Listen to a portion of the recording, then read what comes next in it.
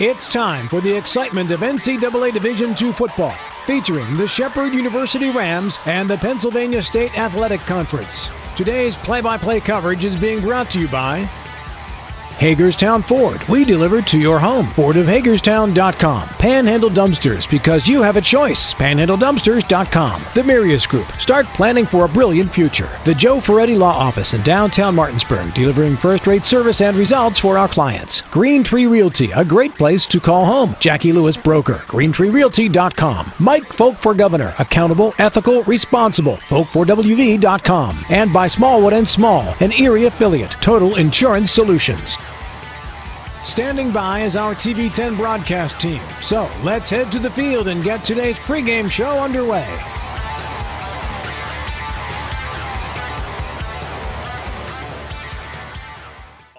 On TV10, it's the Shepherd Rams coming into Millersville, trying to spoil homecoming and taking on the Millersville Marauders. For TV10 Sports, I am Matt Crawford. Matt Miller with the weekend off, having some family wedding festivities that he has had to stay back in the Martinsburg area for, so I will handle the play-by-play duties today. To my right, a former color man for the WRNR radio crew, it is Vic Holmes. The TV10 cameraman this afternoon is John Alderton. Our on-site producer is Eric Sterrick. Caleb Falero back at the studio. Well, Vic, first of all, welcome back to Shepherd Ram football.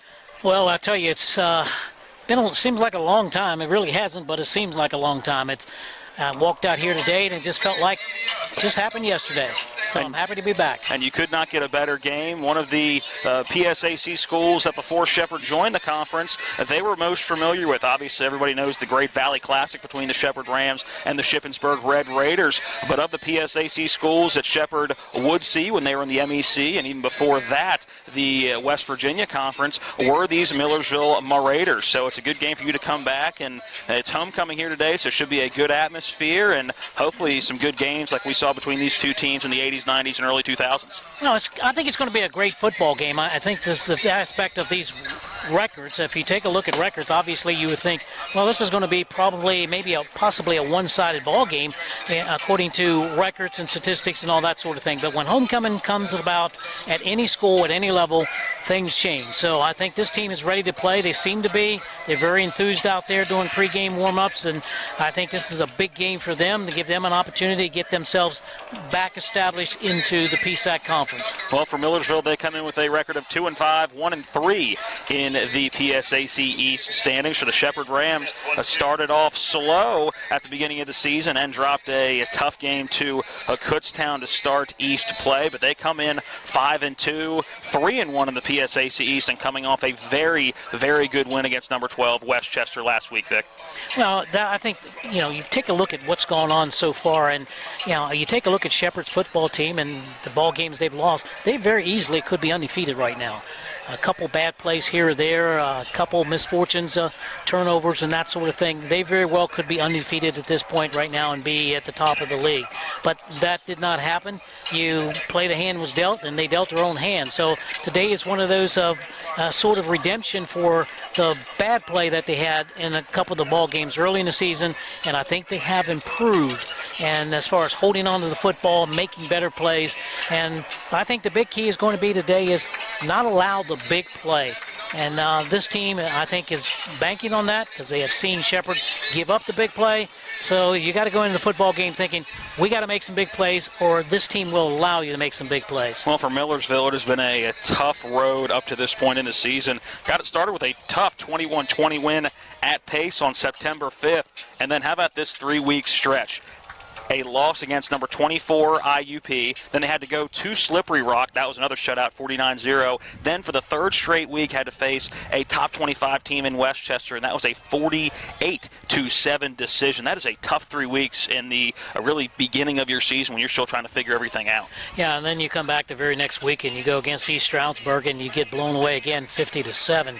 That's really, really tough, and you kind of wonder, do you have some problems here? The big thing I think, with this football team, and will, as we go into this game today, will be their youth. They have a lot of young players. They're starting a lot of young players, and not only young players, but inexperienced players, freshmen and sophomores who have very little experience. So it's growing pains right now, and I think to heal some of those wounds that they've gotten would be a big upset here today. Well, looking forward to the matchup. This is the pregame show brought to you by Brown Funeral Home in Martinsburg, Inwood, Charlestown, Ranson, Robert Field & Son, a family-owned full-service funeral home proudly serving the area since 1880. Well, that is our matchup for today. We're going to take a break, and on the backside of this, we will hear from Shepherd Ram head coach Ernie McCook in his second year, then a couple of Ram players for coming back and getting keys to the game and setting up this matchup a little bit more. Again, it's Shepherd at Millersville coming up here in just about 20 minutes from now. Don't go away. We'll be back with more of the Brown Funeral Home pregame show next. This is Shepherd Ram football on TV 10. When you do the same thing for 135 years, you learn to do it well. For 135 years, we've been helping families through the hardest times of their lives. That's because we're a family as well. When your family loses a loved one, we're here to help. We're Brown Funeral Home in Martinsburg, Inwood, and Charlestown, Ranson. We're here when you need us. Let's talk trash, because when it comes to trash, you have options. Panhandle Dumpsters is a local family-owned garbage hauling company serving both residential and commercial customers with weekly trash pickup, dumpster service, yard waste pickup, and bulk pickups too. Panhandle Dumpsters will give you a free trash can and provide curbside service for just $23 a month. Panhandle Dumpsters features a fleet of quieter, eco-friendly garbage trucks, thereby reducing the noise usually associated with pickup. Switch now and save up to 30%. Call 833-DUMP-STR, panhandledumpsters.com. Maytag knows extra dirty clothes need extra cleaning power. That's why the power of the extra power button makes Maytag extra powerful. Wow, dirt doesn't stand a chance against this kind of power. Get a load of this. That laundry is stacked. Not bad, huh? The Maytag extra power button. More muscle to tackle the tough job. And we welcome you back into the Brown Funeral Home pregame show. It's time to go inside the locker room with Shepherd head coach Ernie McCook. This segment brought to you by Parsons Ford. They're located on Shepherdstown Pike, just south of Martinsburg. Check them out at parsonsfordofmartinsburg.com. Well, Coach, you are coming off a very good win against a top 15 team. What has been the energy of practice this week after that big win? It was fun coming to work on Sunday. Our players enjoyed practice, enjoyed the win, but we put it to bed pretty quickly and started focusing on Millersville. But, talking about the win, it was obviously a great win for us. We played well in all three phases. We got a couple things we got to fix to make us a very competitive football team, but that's what we worked on this week. Are you a head coach that goes by the 12 hours win or lose kind of rule? Yeah, for the players, they can enjoy it for until they wake up on Sunday morning. Coaches, when we lose, the thing eats at us for about a year and a half. So we got to put it to bed quickly. We can enjoy the win, be smart with how we operate, come to work on Sunday, be ready for our next opponent. And that's how we do it here, and that's how we've always done it. When you look at that Westchester team, how impressed were you with your defense after they've been putting up points this year, but you guys keep them to just 23 points? Well, our defense played outstanding. Seeing that they created a bunch of turnovers, they were able to put pressure on the quarterback, get sacks, and they're starting to do that. That's starting to be just the mindset of the defense and making plays. I think the defense was outstanding, and anytime they can get as many takeaways as they did, put pressure on the quarterback, good things are going to happen for us. I know it hasn't happened recently, but Millersville, one of the teams that historically between both programs are pretty familiar with one another, and at least in regards to teams in the PSAC. How much is that, do you look into that as kind of an old rival, if you will? Well, a lot of our alums care about the game, and if we can do really well and play hard against those guys, it'll make some of those guys from the 80s feel pretty good. And we want to compete each and every week. We know Millersville is part of the eastern part of the Pennsylvania Conference. It's going to be somebody we're going to play year in and year out. It's going to be a game that's within 2 hours of each other, so we'll have a lot of local interest. So it's going to be a great series of the two schools playing together. I think we'll travel well. We should have a good crowd with us, and so it should be a great day. Any extra motivation knowing that you're going in there trying to top them on their homecoming day? You know, it's going to bring that will bring great energy into the stadium. I think our kids will feed off of that. And our kids like to play in stadiums that have a lot of people, and so having that, I think, will be a good thing for us. The motivation to win on Saturday, that we recruited that when these guys came here. You know, that's what the expectations are, and so we're going to be prepared. We're going to work our butts off to be ready to play on Saturday. What is it that you see in Millersville this year that is going to give you guys trouble? They're a gritty football team, and I think we have to expect the unexpected and be able to handle anything that might go against us, be able to handle any adversity that we do have, and be able to overcome that. They're a well-coached team. They play hard, and they're going to be very competitive when they show up. So we're going to have to be ready to roll when we kick the ball off at 2 o'clock. Shepherd Ram head coach Ernie McCook. This part of our Inside the Locker Room segment brought to you by Parsons Ford. They're on Shepherdstown Pike in Martinsburg, or see a full list of inventory at ParsonsFordofMartinsburg.com. We'll go between the hash marks next on the Brown Funeral Home pregame show. This is Shepherd Ram football on TV 10.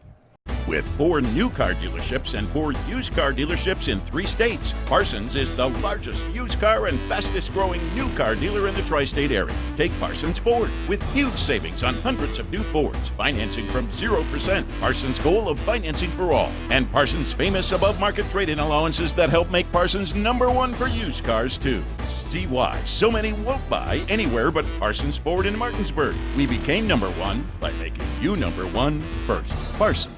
The level of care that I got at WVU Medicine was top-notch. If you're not progressing in healthcare, you're falling behind. Is really an integration, looking at a clinical care network, looking at the good people who can help push the envelope and raise the bar for delivering a quality healthcare product. To have my life back is absolutely a blessing. I'm beyond thankful for WVU Medicine. I absolutely 100% have my life back.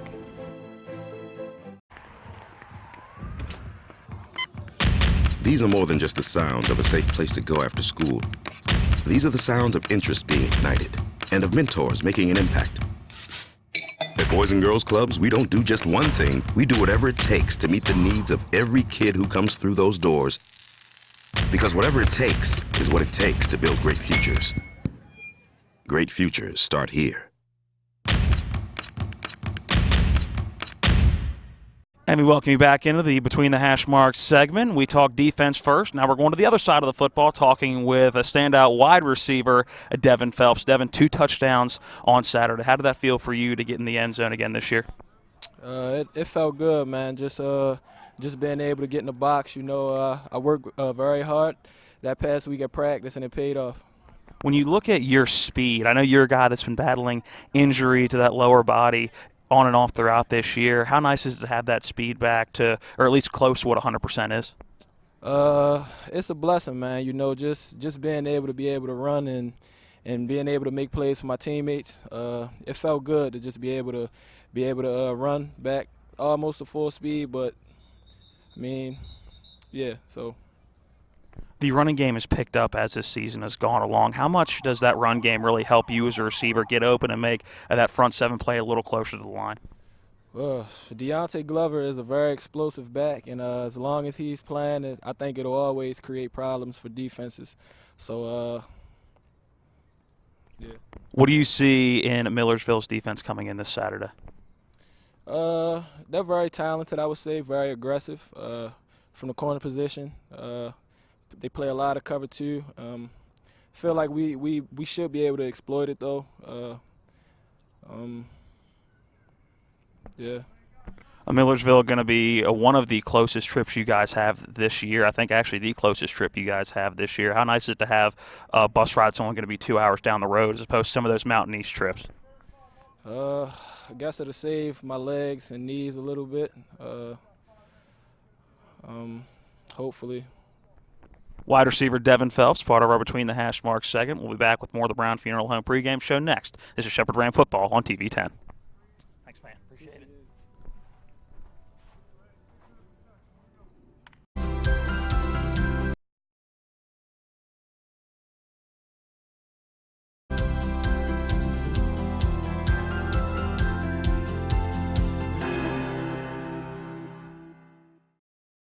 And we welcome you back into the Brown Funeral Home pregame show. It's time to go between the hash marks, starting on the defensive side of the football, talking to defensive lineman Ricky Robinson. Ricky, first of all, congratulations on a big win over a top 25 team in Westchester last week. How did it feel for the defense and you personally? It felt great. It was great to go out there and beat, I believe they were ranked 12 in the nation, like you said, and it was great just to be out there and battle with the defense. We all worked together, came together, struggled stopping the run at first. Gashed us a little bit, but we finally put things together, and it felt great to win.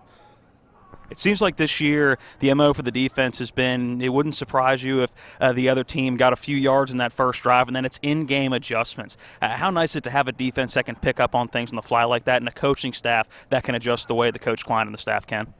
It's very nice because you're exactly right. It'll happen usually the first drive, a team will come out and gash us, and we adjust, maybe make a different call. And then it's just really nice, yes. A very solid sophomore season for you last year, and right now on pace for even a better junior year. What did that offseason look like for you, and how much have you grinded to try to make sure that you came out and made sure people knew it wasn't just a good sophomore year and you're going to have a good college career? Right. I made sure every day this summer that I was not missing a rep in the weight room, running, doing everything that our strength conditioning coach told us to do, as well as just working and staying focused, just to make sure that last season wasn't a fluke or something, just to prove that I can go out there and do it again. How much as a defensive player do you rely on making the offense know that they're not going to have to carry the entire load and the defense is going to be there to support them? Yes. So we try to hold a team under 14 points to give our offense the confidence because we believe in them and know that they're going to score points. And if we don't let them score, we'll win in general. So Millersville's homecoming is Saturday. How much more energy does that give you guys going in there trying to interrupt and halt those homecoming festivities? Well, yes, I just remember since high school, I've always loved to sort of wreck somebody's homecoming, and that's our goal. I mean, they're going to be fired up. They're going to play us really well, so we got to go out there, show up, and compete. Defensive lineman Ricky Robinson, part of our Between the Hash Marks segment. We'll be back with wide receiver Devin Phelps next on the Brown Funeral Home pregame show. This is Shepherd Ram football on TV 10.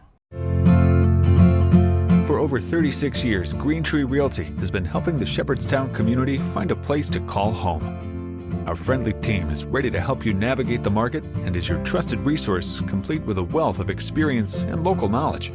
For those looking to buy land, commercial property, or a home, we'll help you find the perfect fit. From staging and negotiations to closing and beyond, we're with you every step of the way.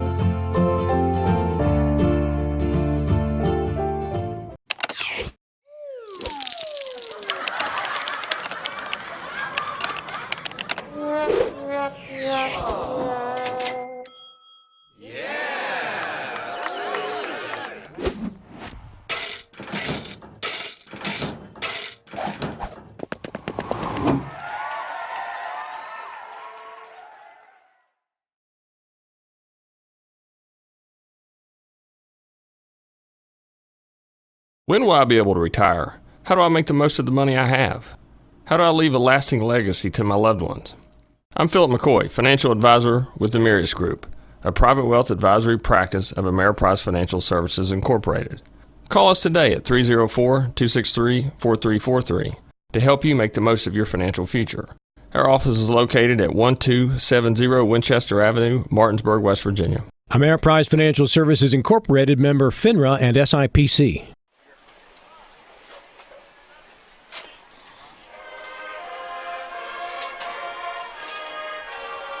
And we welcome you back into Christ Field at Bimes-Durfer Stadium in Millersville, Pennsylvania. The Millersville Band on the field right now. And so far, I'm very impressed with the band. Haven't seen the football team yet, but when it goes to bands in the PSAC, I think this may take the cake so far. I tell you, they're impressive. The numbers, the sound, they look good out there.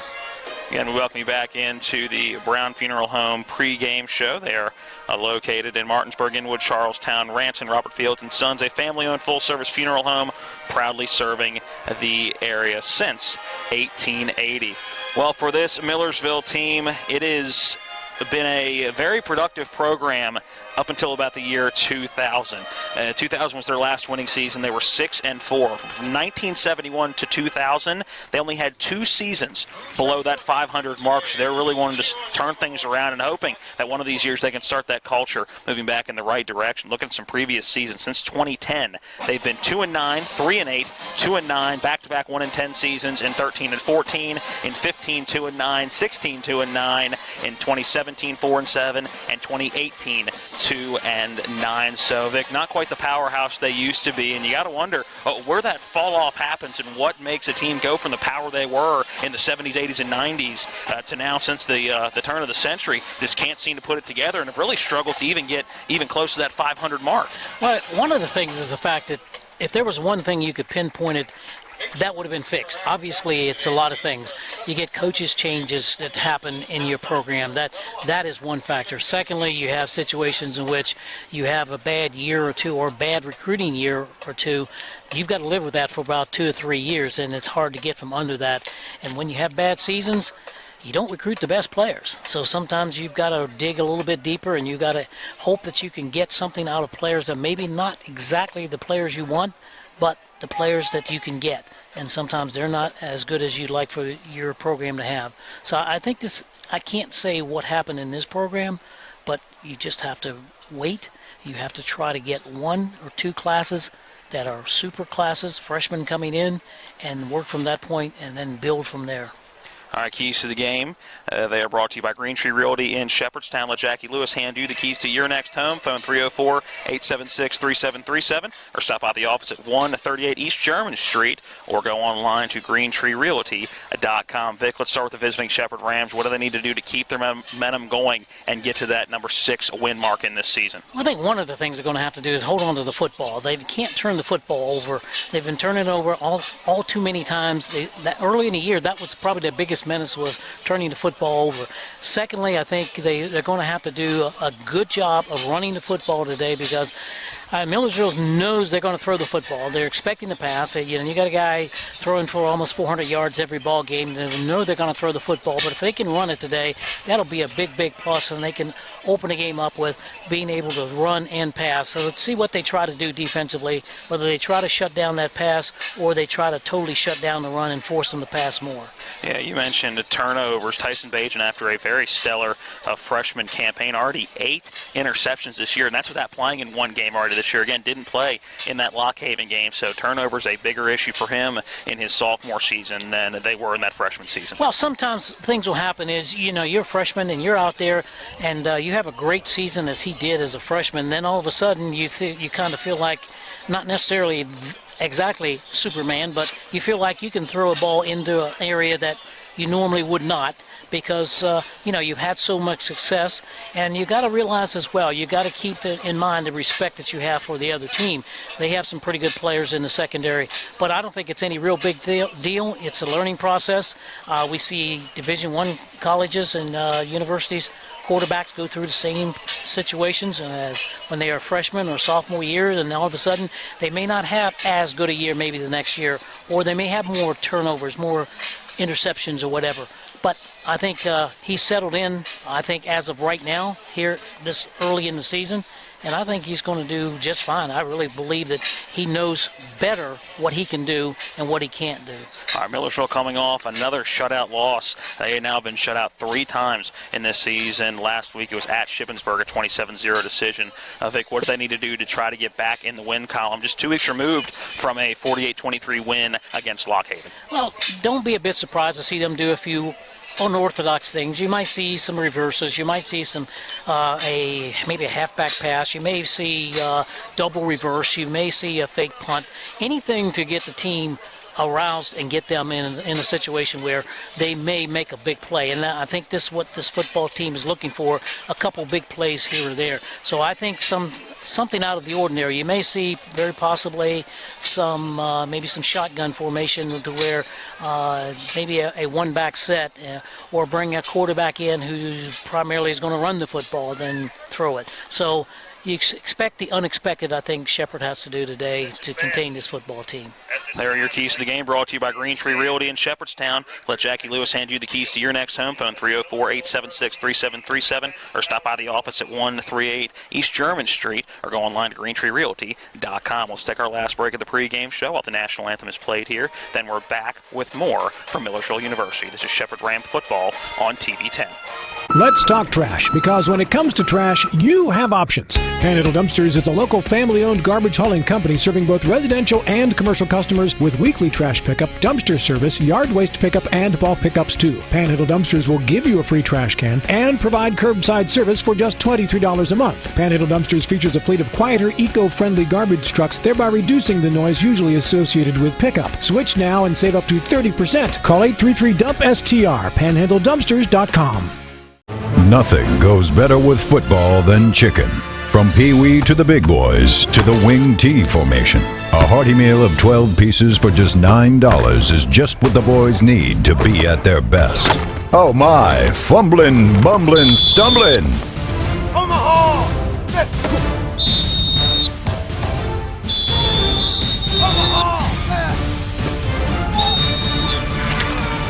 Rocks Local Market. With 4 new car dealerships and 4 used car dealerships in 3 states, Parsons is the largest used car and fastest growing new car dealer in the tri-state area. Take Parsons Ford with huge savings on hundreds of new Fords, financing from 0%, Parsons' goal of financing for all, and Parsons' famous above-market trade-in allowances that help make Parsons #1 for used cars too. See why so many won't buy anywhere but Parsons Ford in Martinsburg. We became #1 by making you #1 first. Parsons.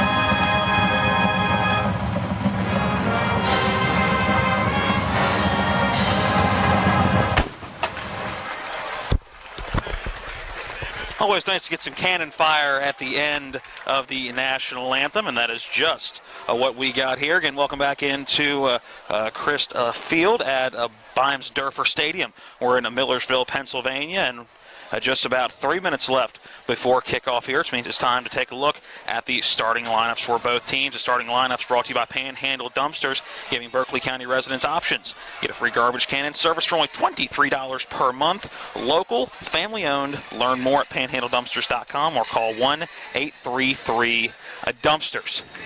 Captains out on the field for Shepherd. Again, they're doing more of a leadership council this year, so those captains have changed each week. Today it will be offensive lineman Evan Ostro, quarterback Tyson Bage and Chris Lane, the linebacker, and defensive back Justin Cole. They will make their way out onto the field. Offensively for the Shepherd University Rams at quarterback, as always, it will be Tyson Bagent.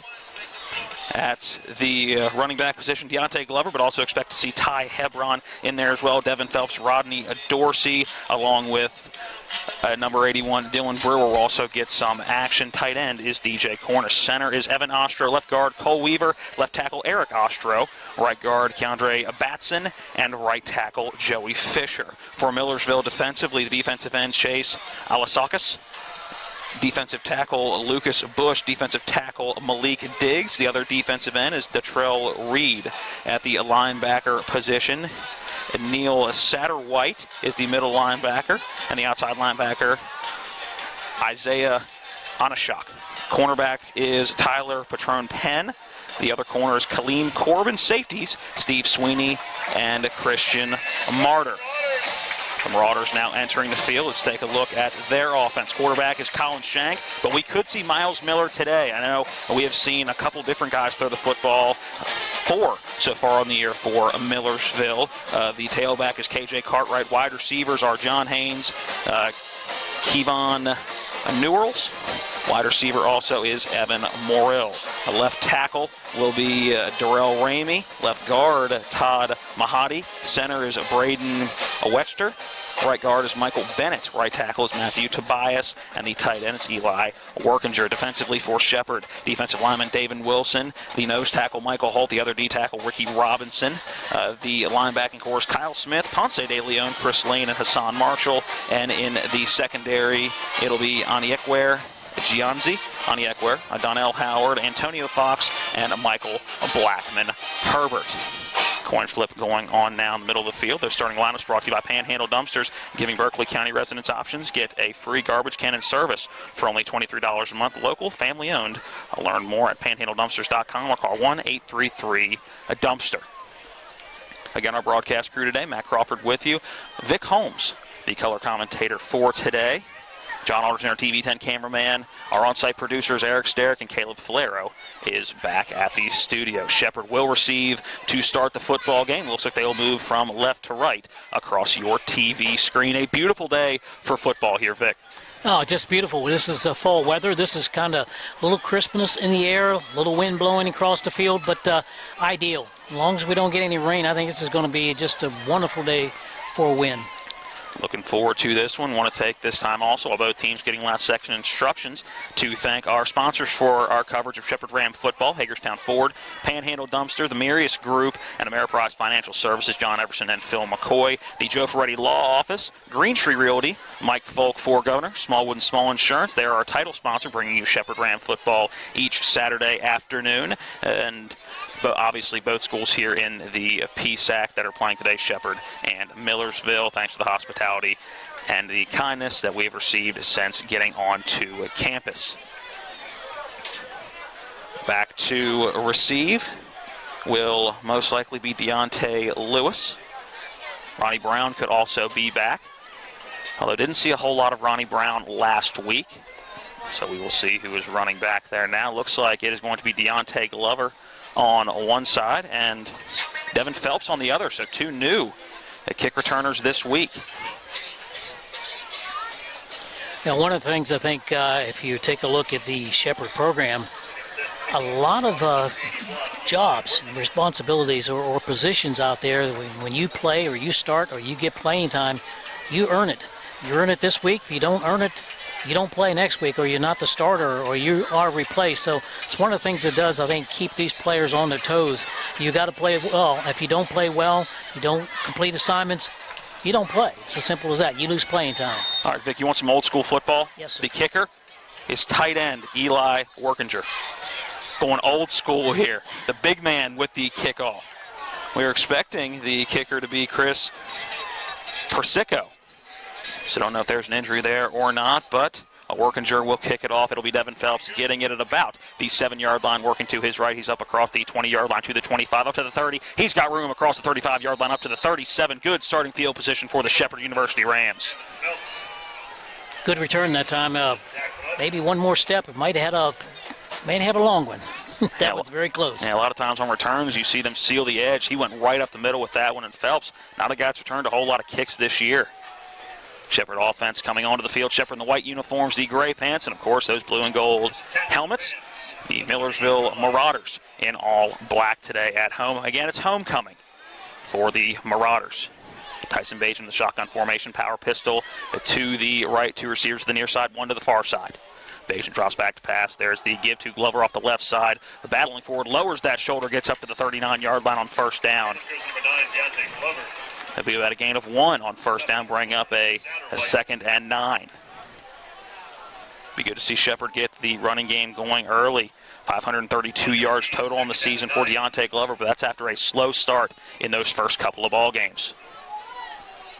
Two receivers now to the far side. DJ Cornish moves up to the actual tight end position. One receiver to this near side is Dylan Brewer. Now coming in motion is Rodney Dorsey.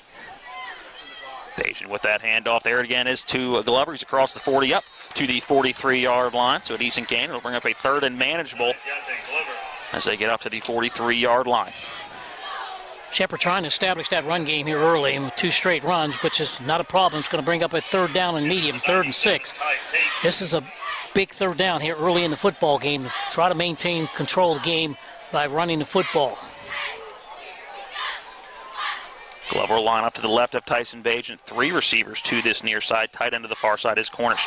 Bagent going to drop back to pass for the first time today. Fires over the middle, and that's caught by the tight end, DJ Cornish. He's across midfield and down at the 45-yard line.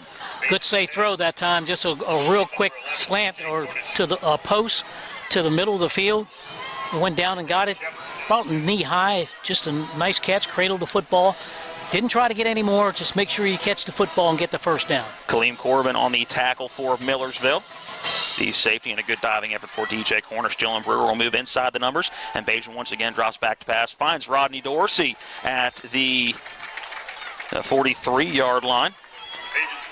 That'll gain a few on a first down, make it a manageable second down upcoming at the 42-yard line. 2nd and 6 upcoming. 13 minutes now on a running first quarter clock here from Millersville. Receivers stacked on top of each other, far and near. Quick a screen outside of Dylan Brewer. He's got a blocker up front inside the 40, down to the 38-yard line, and that'll bring up a 3rd down and short, 3rd and 1.5. It looks like right in front of our broadcast position.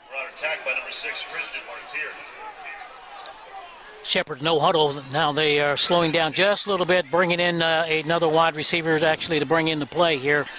With 12 minutes and 30 seconds first quarter, no score. This is the initial offensive series for Shepherd.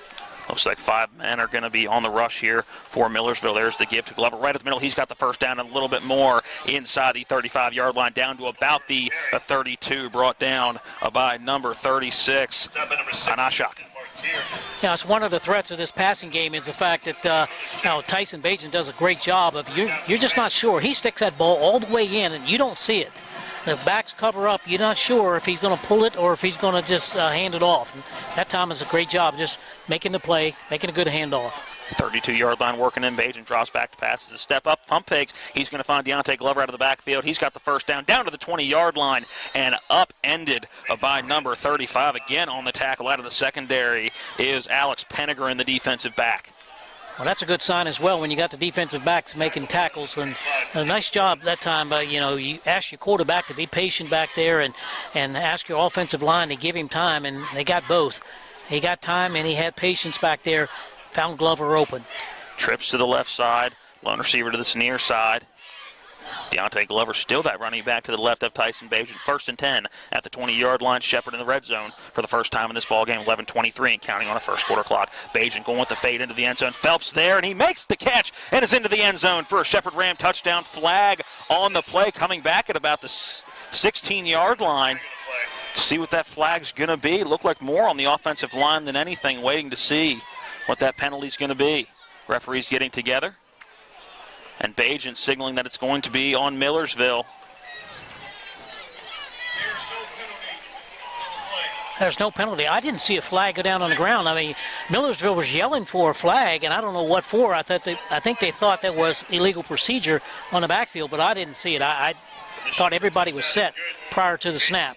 Either way, it's a touchdown pass from Tyson Bajan finding Devin Phelps, and what a catch by Phelps going up over the top. We were talking about Billy Brown on the way up here. That was very Jeff Ziemba to Billy Brown-esque, wasn't it? Definitely, definitely. We saw that all so many times. So, touchdown catch is good. Nice throw that time, and you could just see it. It was man-man coverage out here in the far corner. Got the officials trying to get it squared away here as far as placement of the ball. Now they got to switch footballs. And the ball coming in from behind the goalpost. Hayden August Scriven on for the kick.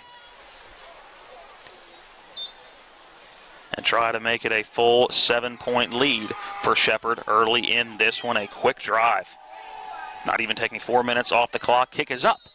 And it is good. Shepherd takes the 7-0 lead early here at Millersville. We'll be back with more action here from Christ Field at Bimes-Durfer Stadium. When we come back, it's Shepherd 7, Millersville 0.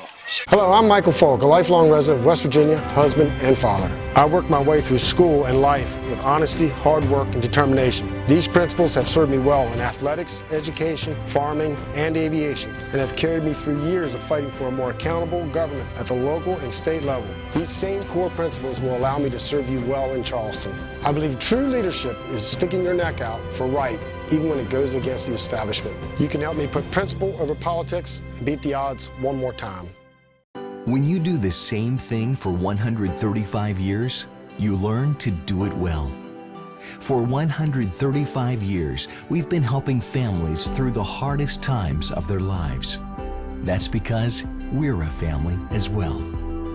When your family loses a loved one, we're here to help. We're Brown Funeral Home in Martinsburg, Inwood, and Charlestown, Ranson. We're here when you need us. Welcome back into Christ Field at Beimsdorfer Stadium. Shepherd an early 7-0 lead over the home Marauders. Peyton August Scrivens on for the ensuing kickoff. We'll give you that drive summary after the kickoff here, and the ball falls off the tee. A little wind here in Millersville. We have a windscreen behind us, so we can't really feel it. But from the flags they have representing all the PSAC schools, you can tell that there is a bit of wind here today. Looks like it'll be Terrell Wickersham and Makai Alexander back to return for Millersville. 11-17. Shepherd's opening drive only taken 3 minutes and 43 seconds off the clock. Hayden August Scrivens approaches and gets it off. A short kick, not going to get to the 5. It'll be taken at the 9-yard line. Up across the 20-yard line, has to stop his momentum, and that usually never ends well for a return man.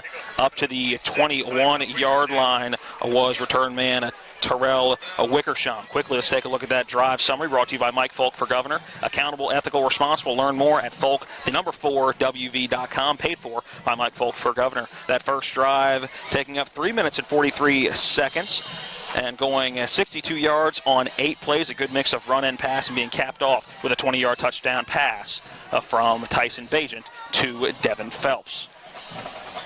Linebacker David Eppert on the tackle there for Shepherd on the kickoff return. Good coverage. Quick run up the middle early, and right there for the tackle was Ricky Robinson. On the carry was number 24, Brian Malone. Out of quarterback, like we expected, is Miles Miller. Again, Colin Shank was banged up over the last couple of weeks, and that's going to be an encroachment on Shepherd jumping early. That encroachment going to be on number 15, David Wilson. Forcing that left tackle to jump, and not what Shepherd wanted after stopping the runner short of that original line of scrimmage. Going to give now a second and manageable. I think that the game clock was still running while the penalty was being marked off. That's the reason for the delay here. We have seen some clock issues in our travels this year. Please reset the game clock. And now our referee getting a little more adamant about resetting that game clock. Offsides, number 15. Defense. And finally showing that penalty. So yelling at the clock operator. And now giving the penalty. It'll be a second and manageable. Bringing up a second down and 6 from the 26.5, almost 27-yard line. Miller in the shotgun formation. 2 receivers to each side. Almost jumping again is Shepherd, but able to get back into the neutral zone on that far side for Jawan Addison. That's what you don't want if you're Shepherd. Back-to-back encroachment penalties. Receiver in motion. Miles Miller back to pass. Screen to the outside. It's going to be a trick play. Wide open up the field, but overthrown on the diving catch. It was a quick screen to Rich Cotton on the outside. Actually make that Evan Morrill on the outside, and going deep up the sideline. Wide open was Chris Delane, beating the secondary, but just a little out in front of him. Great effort. And Vic, you talked about changing things up and throwing in some wrinkles, and seeing that early on the first passing play of the game. Yeah, you got to expect that. You're a team that you're struggling. You got to have something to spark your team, and that was it right there. Not that you won't see more, but you got to expect those kind of things to happen. And not a bad throw by Morrill, just a little out in front. Wonder if he was a quarterback in high school. Miller drops back to pass, slant over the middle, off of the receiver's hands. Again, that's Dolan. going up to try to make that catch and goes off his hands, and that was third down. Going to bring up a 4th and 6, and Millersville's going to have to punt. Good pressure by Chris Lane, hitting the quarterback just as he released that one. Would have had a first down had he hung on to that one. So the Rams will receive this punt, have an opportunity now to have some pretty good field position here. St. Louis back to return. It'll be punter number 46. Make that 43, Connor Zom. There's the... and we're having, again, some clock issues. Yes, he's getting scolded again. I guess it didn't start running after one of those plays because both of those passes were incomplete. Right. So that's the only thing I can think of. But it was 10:34. Now it's 10:08. So he fell asleep over there, I guess. 10:08 on a stopped first quarter clock. Blocker in motion to this near side. Lewis standing back at the 32-yard line for Shepherd. There's the snap and the punt away. Lewis going to move up to about the 34-yard line and take it. He's got a seam right at the middle and a couple of blockers. He's up to the 45-yard line where he is brought down. Looked like a number 19, Justin Carter, on the tackle for Millersville. Well, Shepherd take that every time. You punt it away and you get the ball. Start out on your own 45-yard line, 1st and 10. First quarter, 9 minutes, 59 seconds to go. Shepherd leads at 7-0. This will be their second offensive series. And I'll tell you, put a little bit of variety into that first series there with the run and the pass and mixing it up pretty good. Shepherd going to start at the 45-yard line, so inching ever closer to already being in Millersville territory. Good special teams play so far on the returns, both kickoff and punt return man in motion. It's going to be that little shovel pass. It is Dorsey with it. He will work up this near sideline and get pushed out of bounds. Looks like right at that midfield mark. Or are they going to give him a little bit more? As that official going to walk back and put it just inside Millersville territory. Looks like that's going to be at the 49-yard line in Marauder territory. Bring up a 2nd down and 4. That's good first down play. You'd like to get something on first down. You got 6. Make that 2nd and 3rd down a little bit easier to pick up that first. Three receivers bunch to the near side. Bajan drops back to pass. Looking deep down field. We will check it down as Dylan Brewer's cover. That's Devin Phelps with the reception inside the 45 down to the 43-yard line, but that'll move the sticks for the Shepherd. That's a first down Rams. We had Brewer open, but that was late in the pass pattern that time. Brewer kind of jogging back, shaking his head on the way back, but that ball was already thrown when he got open. And going back to that trick play, Evan Morrell does have 2 passes on the season before that. Yeah. So I believe that's probably a part of their offensive strategy with that little trickery. We'll come back to that later. Pistol formation. There's the give up the middle to Deontay Glover, and that's a good run on first down. Going to bring up a 2nd down and 1. He's inside the 35 down to the 34. Real nice run there, and an excellent job of blocking by the offensive line. When you get that kind of run and the guy's able to pick up an extra 3 or 4 yards, that's just good blocking. The offensive line staying on the blocks. Getting back to that halfback pass, he should have caught that ball. That ball went through his arms, through his hands. He should have caught that one. It definitely was a catchable football, yes. And just maybe mistimed that dive, if anything. And you also got to wonder, is the diving really saving you anything for a ball that wasn't that far out in front of him? I didn't think so, not on that particular one anyway. Pistol formation to the left. Play action bootleg. Bajan going to roll up, step into the pocket, throws upfield, and a toe tap catch on that far sideline. Great catch, and that's going to be a completed pass. Looking to see who that receiver is. That is going to be in number 80, Josh Pulse, on the catch. And once again, moving the chains for Shepherd. They're right outside the red zone again at the 21-yard line. 1st and 10, 8:23, and counting on a first quarter clock here at Millersville. Well, Shepherd's keeping them off balance here. They're running the football. They're throwing the football, some play action. So Millersville can't sit on any one thing and think they're going to stop this offense. Power pistol to the left, 2 receivers to this near side. There's to give to Deontay Glover. He will go right up the middle now inside the 20, fighting his way forward into the red zone down to about the 17-yard line. We're going to get a late flag as some extracurriculars going on inside the 10-yard line. That's got to go against the Marauders because he actually pulled his helmet off during the battle there after the whistle had blown. So I think it's, unless they call one of those 15-yarder or unsportsmanlike on both teams, which it shouldn't be, but let's see what happens here. Referee's trying to make sure they get the right number and everything. Here is the call. After the play, personal foul, number 52, defense, unnecessary roughness, automatic first down. That's a correct call. And usually when a helmet comes off, it's got to be the man who took that helmet off that's going to get that penalty on the personal foul. Right, it was well after the play, no doubt about that situation. So it's going to be 1st and goal for the Rams. They're going to be inside of the 10-yard line. They'll mark it all the way down just at the 9-yard line with 7:58 to go, first quarter. On top, 7-0. Knocking on the door again. Yeah, it becomes a half the distance to the goal penalty. 1st and goal from the 9. Power pistol again to the left. Deontay Glover back at about the 10-yard line. Play action pass and a flag down. That's going to be a false start of the Rams and back them up now outside of goal to go. And what they were trying to do is it's going to be a little play action pass there, and they were trying to go to DJ Cornish on that one. He was going to be open right out here in the flat area. Herrick Ostro getting called for the false start there. So it's going to make it 1st and goal, and they'll back it out to the 14-yard line. So they just wanted more room to work, right? Yeah. Closer you get to the goal line, not as much room to work. That's right. Makes the defense tougher. Shotgun formation. Deontay Glover to the left, 2 receivers to the near side, 1 to the far side. Bagent drops back to pass, looking over the middle. A man in the end zone. It's Deontay Glover. Toe touch in the back of the end zone. Touchdown, Shepherd.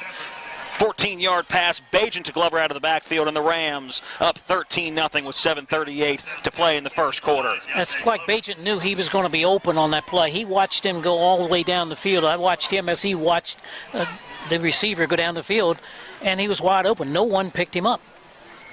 And we've seen Deontay Glover do that a good bit out of the backfield. Able to, if he's having a tough day running, which he's not so far, but that's how he usually gets going, is catching a few of those out of the backfield. Hayden August Scrivens on to try to make it a full 2-touchdown lead. Noah Pohl with the hold. Snap, hold, kick is up. Looked like it was deflected a bit by the way it was kicked, but it goes through the uprights. That's all that matters. 7:38 remaining in the first. It is Shepherd 14, Millersville 0. We're back in 60 seconds. This is Shepherd Ram football on TV 10. Hi, this is Eric from Hagerstown Ford. I keep telling you that Hagerstown Ford has completely changed the car buying experience forever. And with a return policy easier than Walmart, Hagerstown Ford has a goal to deliver 350 cars and trucks per month. And when I say deliver, I mean deliver to you, where you are, just like Amazon does. And if you don't want it, return it. No questions asked. The only way Hagerstown Ford can accomplish this extremely aggressive goal is to make the car buying process fast and easy. We simply refuse to play the dumb back and forth games that most dealerships want to play. There's absolutely no reason for you to waste your precious time at a car dealership. I assure you, there is no dealership from Winchester, Virginia to Washington, D.C. that can beat our price. There's no dealership that will allow you to return your new car if you don't want it. Hagerstown Ford absolutely has the best price, and we'll bring the car to you. And if you don't want it, return it, period. No questions asked. There's no reason to buy anywhere else. Visit HagerstownFord.com to schedule your VIP experience and get your new ride delivered to you. Contact dealer for details.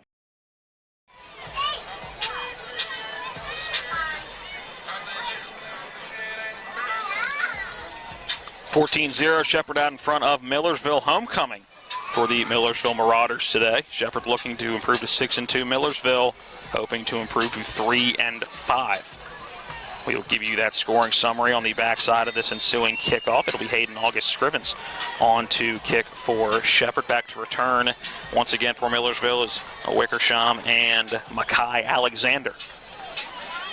Ball the 35-yard line, and August Scrivens approaches and gets that one deep. This one going to go bounce at the 3-yard line, then go out of bounds. So that one pulled a little bit by Hayden August Scrivens. That'll give Millersville a pretty good field position to start this drive. Scoring drive summary brought to you by Mike Folk for Governor. Accountable, ethical, responsible. Learn more at Folk4WV.com. Paid for by Mike Folk for Governor. That last drive going 6 plays, covering 55 yards, taking just 2 minutes and 21 seconds, being capped off by a 14-yard touchdown pass from Tyson Bagent to Deontay Glover. Your scoring drive summary brought to you by Mike Folk for Governor. 2 excellent offensive drives by Shepherd here early in the football game. 2 possessions, 2 scores. 7 minutes, 38 seconds ago here in the quarter. 1st and 10 at the 35 are the Marauders. Out of the shotgun formation is Miller. He's going to roll to the right for second real pass we've seen from him, and a good catch on the far sideline up to the 42-yard line. That catch made by John Haynes. It'll bring up a 2nd and short, about a 2nd and 3, upcoming from the 42-yard line for Shepherd, or for Millersville, rather. Again, in the shotgun formation, 3 receivers to the near side.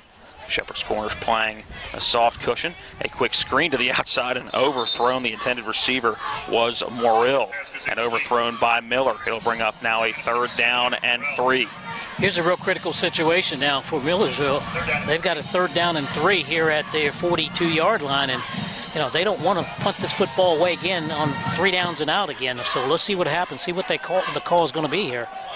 Yeah, I know if you're Millersville, you haven't run the football very successfully so far in this game, but a 2nd and 3 screams a running opportunity if you're the Marauders. Again, out of the shotgun formation, Miller, a quick slant to the outside. Good catch on that far side, getting up across the 45 to the 46. Good catch by Chris Dolan, and that'll be enough to move the chains. The first down of the game for Millersville.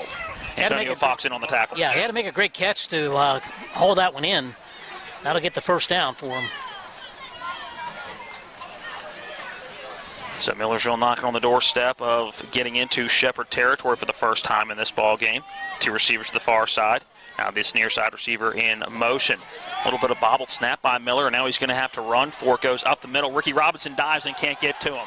Miller across the 50-yard line will dive forward at the 45. Great athletic play by Miles Miller, eluding a couple of tackles in the backfield and diving forward to get that extra yard. It'll bring now up a 2nd and 2 in Shepherd Ram territory at the 45-yard line. Well, that's also a good sign as well. Good job in the secondary. Coverage was excellent on that particular play. So now we see that the quarterback will run it. He'll pull it down. A couple of the defensive players got too deep, and he actually stepped up and was able to elude them. By this time, you won't see as much penetration. Fake pitch, and again, Miller going to take it himself. He's got the 1st down up to the 35-yard line.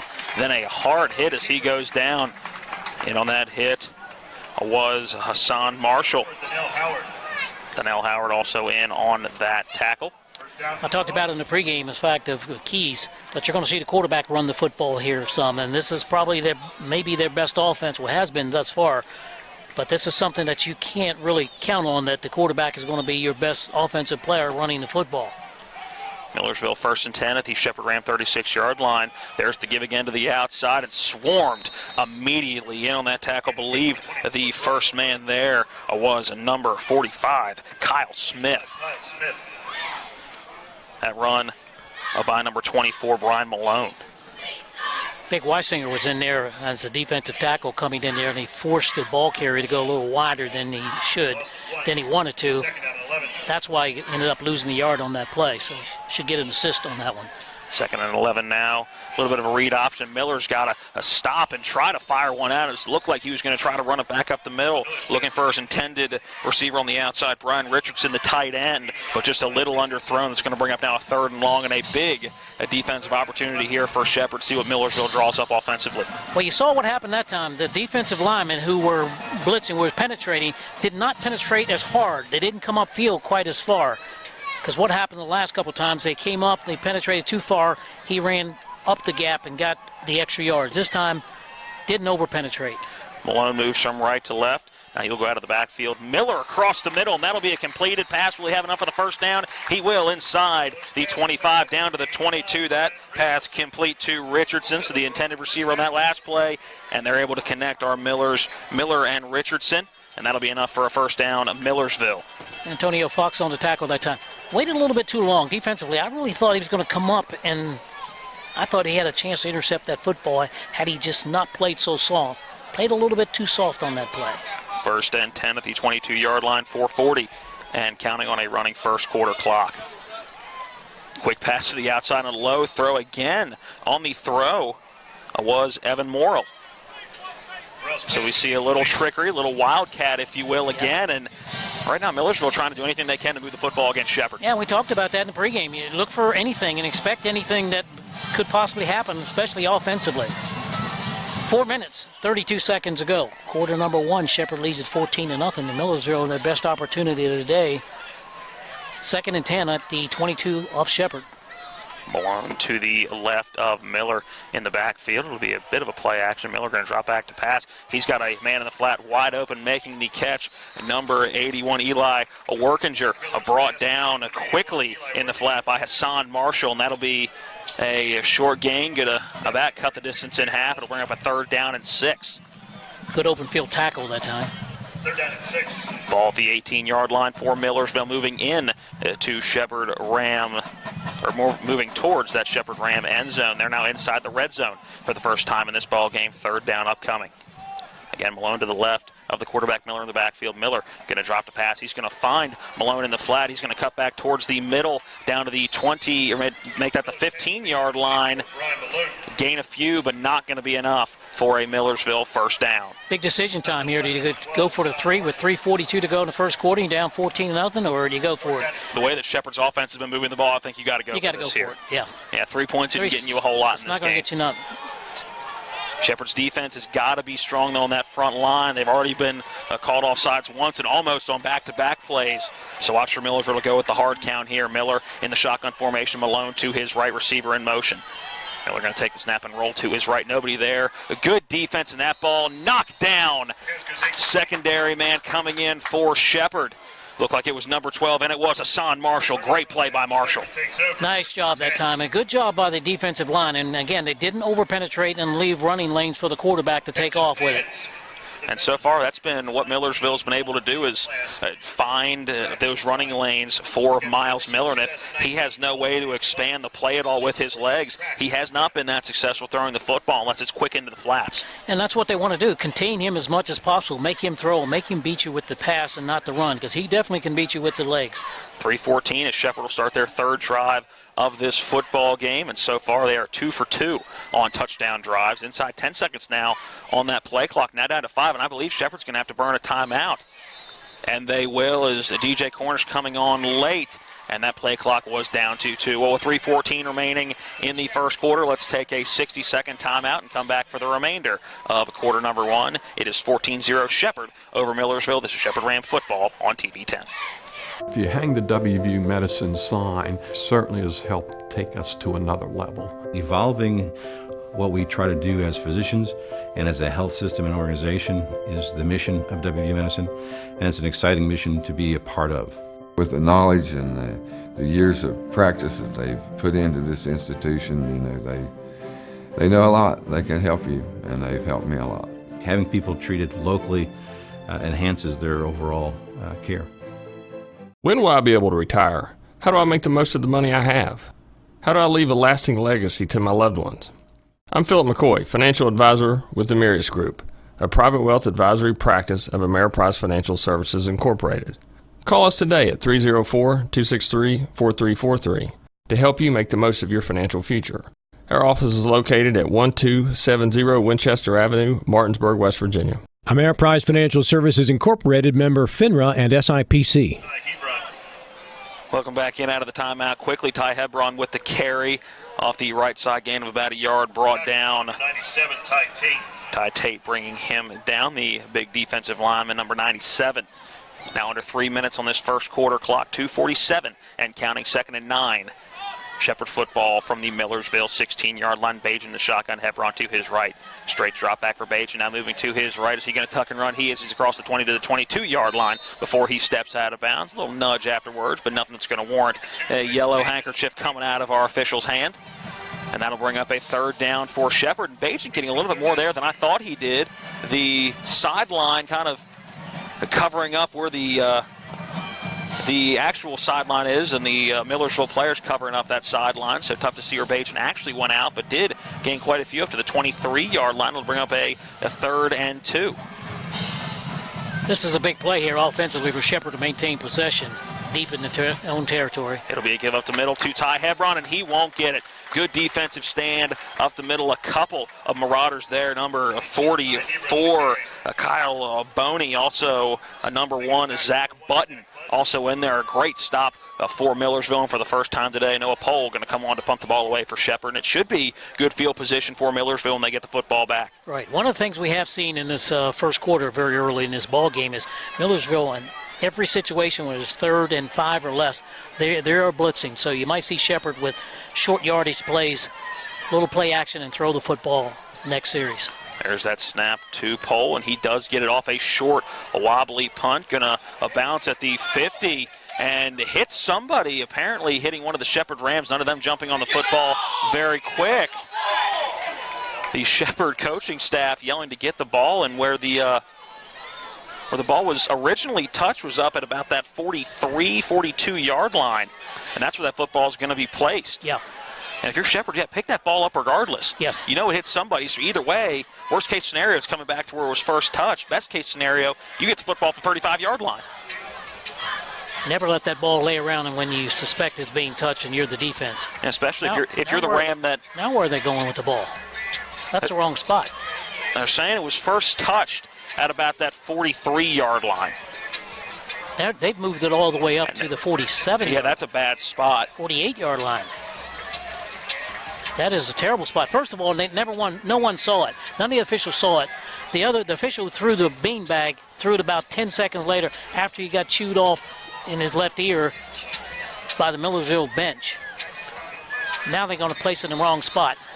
Now someone wants to talk about it. Let's talk about it here. You got the wrong spot, guys. Yeah, the official's going to get together, and I think that's about 5 or 6 yards more generous than those referees should have been. Yes. But again, like you said, I'm not sure any of the officials saw it to make the correct spot, so it would not surprise me one bit if that football stayed at the 48-yard line.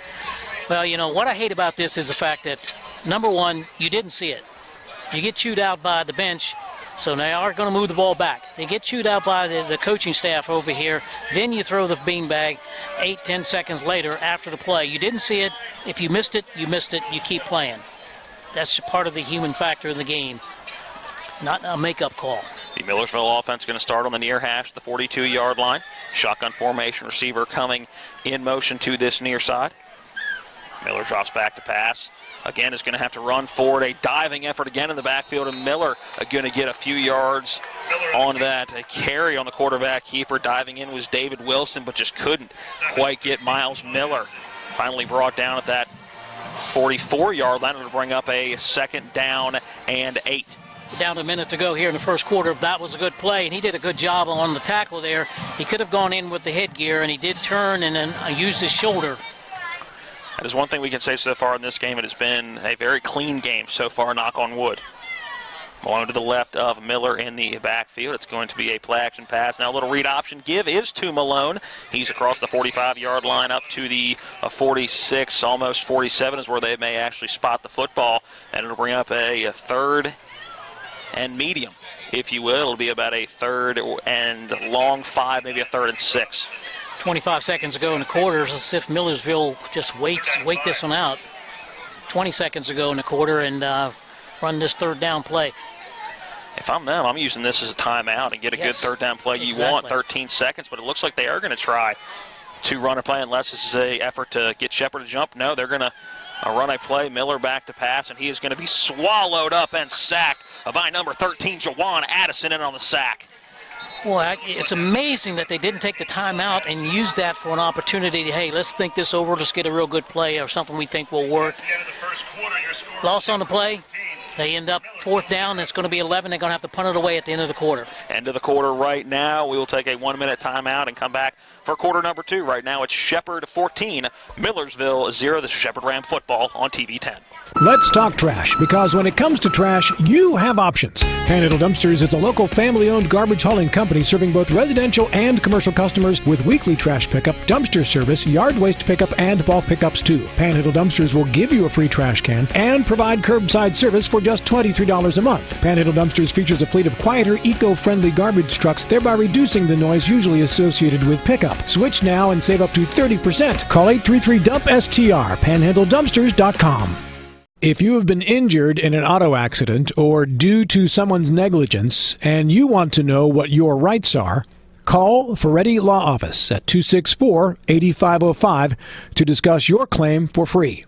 Attorney Joe Ferretti is prepared to answer your questions and explain your options. Put Joe Ferretti's legal experience and history of proven results in your corner to fight the bullies from the insurance companies. At Ferretti Law Office, we're here to help you win. Class of 2012 men's soccer. And we welcome you back into Christ Field at Bimes-Durfer Stadium in Millersville, Pennsylvania after 1 quarter of action, 14-0. That Shepherd Ram lead. Punt back to Zane Lewis. We'll call a fair catch, but it's muffed. Picked up by Millersville at the 18-yard line, and they are going to be going inside the red zone already. Zane Lewis calling for that fair catch. and coming in on a little late, hitting off the top of his shoulder pad, and that may be a break that Millersville needed. They definitely need a break, and they got one in that situation. That ball just floated on him. He was there in position. That ball seemed to just float and hit him at the top of the shoulder pads there. He was in position for the football. Just a mishap. Those things happen. Some first quarter stats for you for Shepherd. Deontay Glover, 22 yards rushing for him and a receiving touchdown. Tyson Bagent, 9 for 9, 91 yards, 2 touchdowns. Not a bad way to start. Not bad. Pretty good percentage. First and 10 from the 19-yard line in Shepherd territory already for Millersville. Miller drops the pass. He's going to roll out to the left side. Find a receiver upfield inside the 10-yard line. Caught by number 7, Evan Morrill. Up to the 6-yard line. And that'll be a first and goal for Millersville. We'll see if that turnover comes back to bite Shepherd in a bad way. And right now it's looking like it's going to. Millersville knocking on the door. I think the big thing here is you got to, again, maintain the quarterback. You got to maintain the quarterback. You got to keep him in the pocket, which they've done. They've done a pretty good job. He hasn't run the football much here of late, but you've got to get tighter on the receivers. Receiver in motion. Miller drops back the pass, looking out to the right side. Swing pattern caught in the flat up to the 5-yard line. Inside the 5, pushed out of the 3. Catch made by Chris Dolan. Tackled by Dejon Anthony. That'll bring up a second and goal from the 3-yard line. Shepherd's been very good in the red zone this year. A couple of big fourth down stops from the goal line in a couple of different games this year. Shotgun formation for Miller. Brings a receiver in motion. He's going to take himself off this right side up to the 5, and he'll be pushed down in the backfield. He'll lose 2 on that play. Chris Lane on the tackle that time. A great penetration that from his linebacker spot. You know, the amazing part about it is that play almost read itself out there. It was so easy to pick up, and a good job by the defensive line. They actually pushed that offensive line back into the backfield, which caused the quarterback to run deeper, gave the defense a little bit more time to get there. All right, Vic, is this 2-down territory if you're Millersville? Yes, it is. Third and goal from the 5, 13-20, and counting on a second quarter clock. 2 receivers to the far side, 2 to the near side, stacked, 1 on top of each other.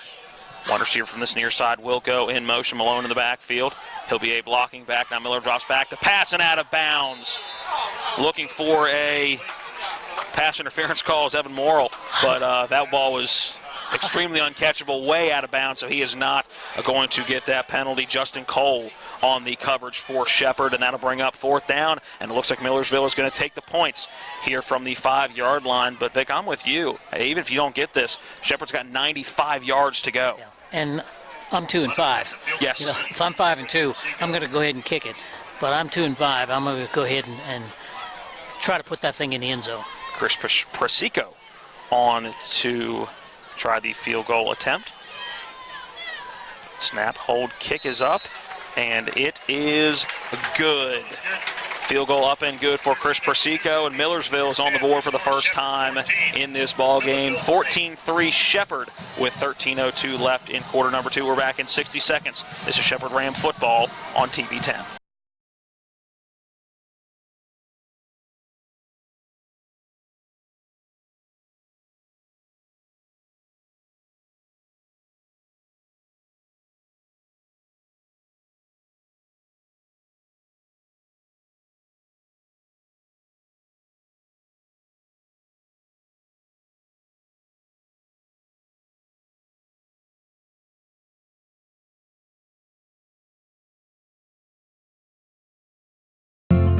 For over 36 years, Green Tree Realty has been helping the Shepherdstown community find a place to call home. Our friendly team is ready to help you navigate the market and is your trusted resource, complete with a wealth of experience and local knowledge.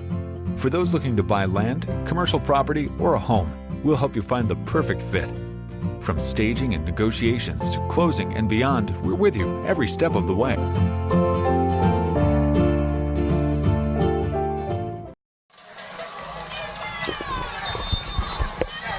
Welcome back in, 14-3, Shepherd out in front. We'll give you the drive summary of that field goal drive for Millersville. After the ensuing kickoff, Eli Workinger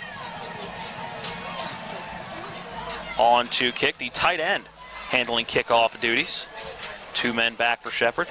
That kick, a high arcing kick, going to be taken at about the 7-yard line. It's Deontay Glover with it over the 20 up to the 25. Bounces to this near side across the 30 to the 35, up to the 40, and finally pushed out of bounds at the 41-yard line. Good return for Shepherd. They've had a very good special teams plays other than that fumble by Zane Lewis on the botched punt return. Just again, giving them great field position offensively, and all of a sudden you're a couple, 3 first downs, and you're in scoring range. So good job offensively for the offense by the special teams, and that's what it's all about: offense, defense, and special teams. And sometimes we forget about that third part of the football team. Drive summary brought to you by Mike Folk for Governor. Accountable, ethical, responsible. Learn more at Folk4WV.com. Give you that drive summary after the first play. Play action pass. Bajent over middle. That pass complete and going to move the chains inside Millersville territory up to the 47-yard line. That pass complete to number 20, Michael Freeman. First down, Shepherd. That drive summary for Millersville. 5 plays, 14 yards, a minute and 51 seconds. Chris Presico, a field goal attempt up and good from 23 yards out. The first converted field goal of the season for Millersville. 12-28 and counting on a second quarter clock. 1st and 10 from the Millersville 47-yard line. Dylan Brewer in motion. Bajent of the shotgun. Hebron to his left.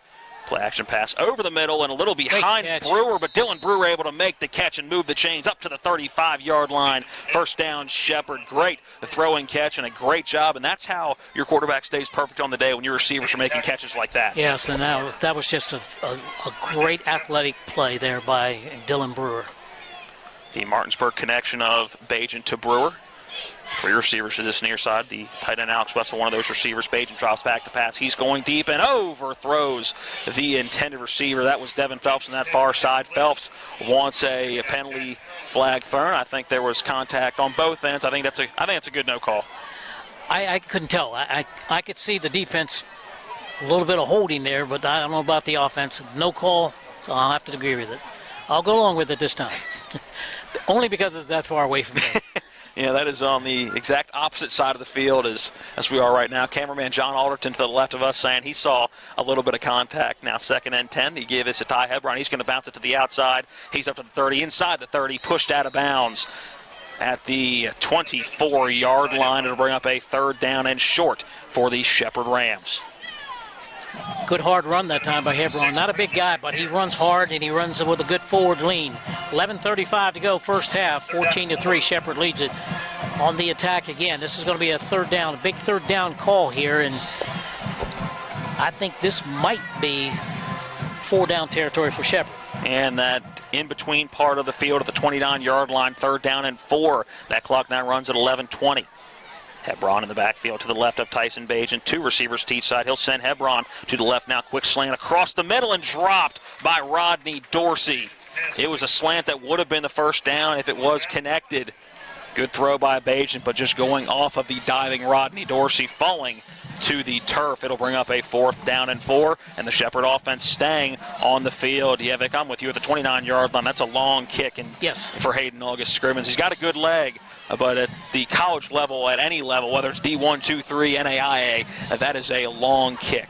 North and south, no wind blowing, but you got an east-west wind, so this is the best measure right here. 4th and 4 from the 29-yard line. Millersville showing blitz. Bajent drops back to pass. He's got to get flushed backwards, and that's going to be a sack. A whole host of Marauders there. 4 of them in the backfield, and the Shepherd's offensive line getting pushed off the ball very quick right there. Believe the first one there is a Sauterwhite, Neil Sauterwhite, number 4, and number 52 is Chase Alasakis. That are going to get credit for a half a sack each, and a turnover on downs for Shepherd, and Bajent getting dropped well into the backfield. So that's going to be good field position for Millersville, going to start at the 45-yard line. Well, he didn't have a chance on that one. You know, he did the right thing. Sometimes you just have to eat it. A lot of people would say, well, throw it away, throw it out of bounds. Well, if you can throw it. I mean, he's backing up and he looks to the left, to the right. Instead of putting the ball up there trying to throw it out of bounds, it's better off just tuck it and take it. Miller play action pass, going to drop back to pass. He's got to move to the right. Now going to drop it and run to the left. Has a receiver on that far side. Caught at the 40-yard line now across the 35. Down, diving forward to the 34 is Evan Memorial. And that's a first down, Millersville. Good job by Miles Miller moving that pocket. Thought he was going to come to this near side. They did a good job of moving to that far side of the field and completing a pass on the run, Vic. Got a great spot on that one. He never crossed the 35-yard line, but now it's on the 34. Got a great spot. Shotgun formation again for Miller. And it's going to be a run up the middle, a good hole up the middle, and that's going to be another first down inside the 30-yard line down to the 28. The give there to number 27, Christian Smith. First time we've called his name today. Mike Blackman-Herbert in on the tackle for Shepherd. 1st and 10 and back-to-back first downs. And Millersville moving the football very well. Now almost in the red zone of Shepherd. That was a nice job of blocking up front by the offensive line. Shotgun formation again for Miller. Drops back to pass, looking deep in the end zone. He's got a receiver there. A jump ball intercepted in the end zone and bringing it out to the 5-yard line and finally tackled. Interception made by Dejon Anthony. And not sure why he brought that out of the end zone, stumbling, and would have been better off taking a knee, but Shepherd's going to take the turnover based on how well Millersville was moving the football. Interception by Anthony, and Shepherd is going to have a first down at the 5-yard line. 95 yards to go for the Rams. Well, we'll take the interception, but you got to use a little bit more common sense out there. You're in the end zone. You stumbled over the guy you just intercepted the ball from. You make a second effort to get out, and you get to the 5-yard line. You basically drug him that far. Not a good thinking process after the interception, but you still take the ball with 9:54 to go in the first half, leading 14-3. Dejon Anthony, his second interception on the year. Bayesian in that pistol formation, play action pass. He's going to drop back to pass 5 yards deep in the end zone, going deep down the left side for Devin Phelps. Contact made and out of bounds, and now a late flag coming in. And that's got to be pass interference at the 40-yard line. Devin Phelps doing a good job of just trying to get to that football, and now Phelps has got to be careful, mouthing off a little bit. He's got to make sure that penalty doesn't come back. And secondly, here's the situation with, to me, it was rather obvious on that pass interference call right there. There's no question about that play. It's a 15-yard penalty. It'll go back to the line of scrimmage. An incomplete pass. Pass interference. Number 13. Defense. 15-yard penalty. And an offside. First down. Millersville faithful not happy with that one, but clear contact made. I thought it was an easy call to make. We saw the coaching staff here in Millersville just going nuts and jumping up and down and screaming. That was right in front of them. I mean, I'm going to step out and be unbiased on that. That was a pretty obvious call. Bring the ball out to the 20-yard line. You give to Glover on that right side. Bounces to the numbers. He's across the 25 up to the 27-yard line before he's taken down on the far side of the field. Tackle made by Zach Button, outside linebacker. It'll bring up a second and short, second down, and 3 upcoming. We're watching the coach on the sideline here just really reaming out the official. I can't believe he stood there and took all that, and he's not paying attention to the game. He's got to get back in the ball game. Tell that coach, get in the coach's box. You coach, I'll officiate. Dylan Brewer in motion. The agent bobbling the snap. It hits the deck. He's going to have to fall on it at the 17-yard line. And that's going to be a loss of about 10 on that bobbled snap. It hit him right in the hands. I think he just took his eyes off the football. It's going to bring up a 3rd and long now back to the 17-yard line. It was a little bit high, but very playable. I think he just didn't concentrate hard enough to snatch that one and bring it in. 3rd and 13, 8:40 on a running second quarter clock. Shepherd the 14-3 lead. After 2 very good drives to start the game for Shepherd's offense, they've stumbled a little bit the last couple. 3rd and long coming up here. Baden drops back to pass, rolling to his right. Good defense downfield. Fires over the middle. Deontay Glover with the catch. That'll be a first down up to the 35-yard line. Stumbles forward to the 36. A 3rd and long conversion for the Rams, and that's moving the chains. Well, Bajan did one thing that you see quarterbacks do not often enough, not nearly often enough. A guy rolls out as a quarterback. He's rolling out to the right, and what do? How do they approach it, they fade away from the line of scrimmage. We'll come back to that. Bagent going to move, and he's going to tuck it himself, sliding forward at the 45-yard line. They're going to say he started his progress of sliding at the 44-yard line, and that is a rule change that has taken place over the last couple of years. It'll bring up a second down and a 4, but it's not where you end. It's where you give yourself up, so that's a good call by our official on the far side.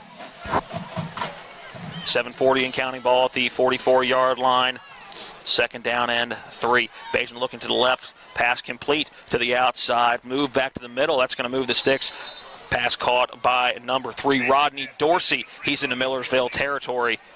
And that one going to be placed at the 44-yard line of the Marauders. That's having a strong arm quarterback who can get that ball out there real quick on that quick out pattern and getting back to when he rolls to his right. Most quarterbacks fade away from the line of scrimmage. That's why so many balls go into dirt and not accurate. That time when he threw that pass, he was headed toward the line of scrimmage, running toward it, made it an easier throw. Pistol formation give is to Deontay Glover. He's going to take it right between the hash marks up to the 40-yard line where he is brought down by a host of Marauders, and extending that ball out, they may give him a few extra yards on the effort, but I think they're going to say his knee down at the 40.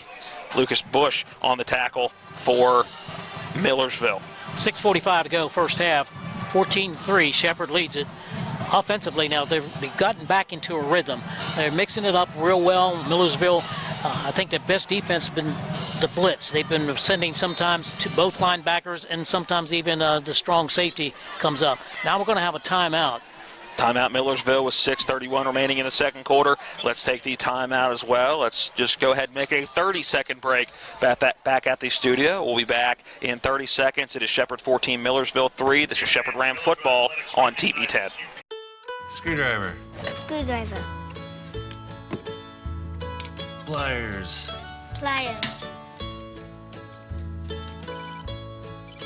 Phone. Care can be distracting. Phone. That's why our Whirlpool Smart Range lets you care smarter with control from anywhere. So life doesn't revolve around your range. Give me that Phillips screwdriver, would you, kiddo? Every day, care. I think I'll keep you around. Whirlpool. Welcome back into Christ Field at Bimes Durfer Stadium. Shepherd a 14-3 lead over the hosting Millersville Marauders. Second down and 6 upcoming from the 40-yard line. Shepherd in Millersville territory. Coming out of a timeout by Millersville. They will have 2 left here in the half. Bagent drops back to pass it quick. A swing out to the far side, and that's going to be enough for a first down inside the 30 down to the 26-yard line. Late flag coming in. A catch made by Jordan Washington on that far side, and that's a good throw by that back official. He threw that thing about 25 yards. It was 22. I counted it. I said, man, that's a throw. Well, that guy must have been a quarterback at one time. See what that penalty is. Coming in from the back, I think it's going to be a face mask. Yeah, I think it's going to be a hold against Shepherd. So that's going to be a hold on DJ Cornish. That's going to be a 10-yard penalty and negates. That's a good gain by Washington.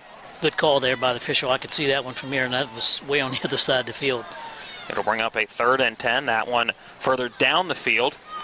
So not going to be 10 yards from the spot of the snap of the football, but from the spot of the foul.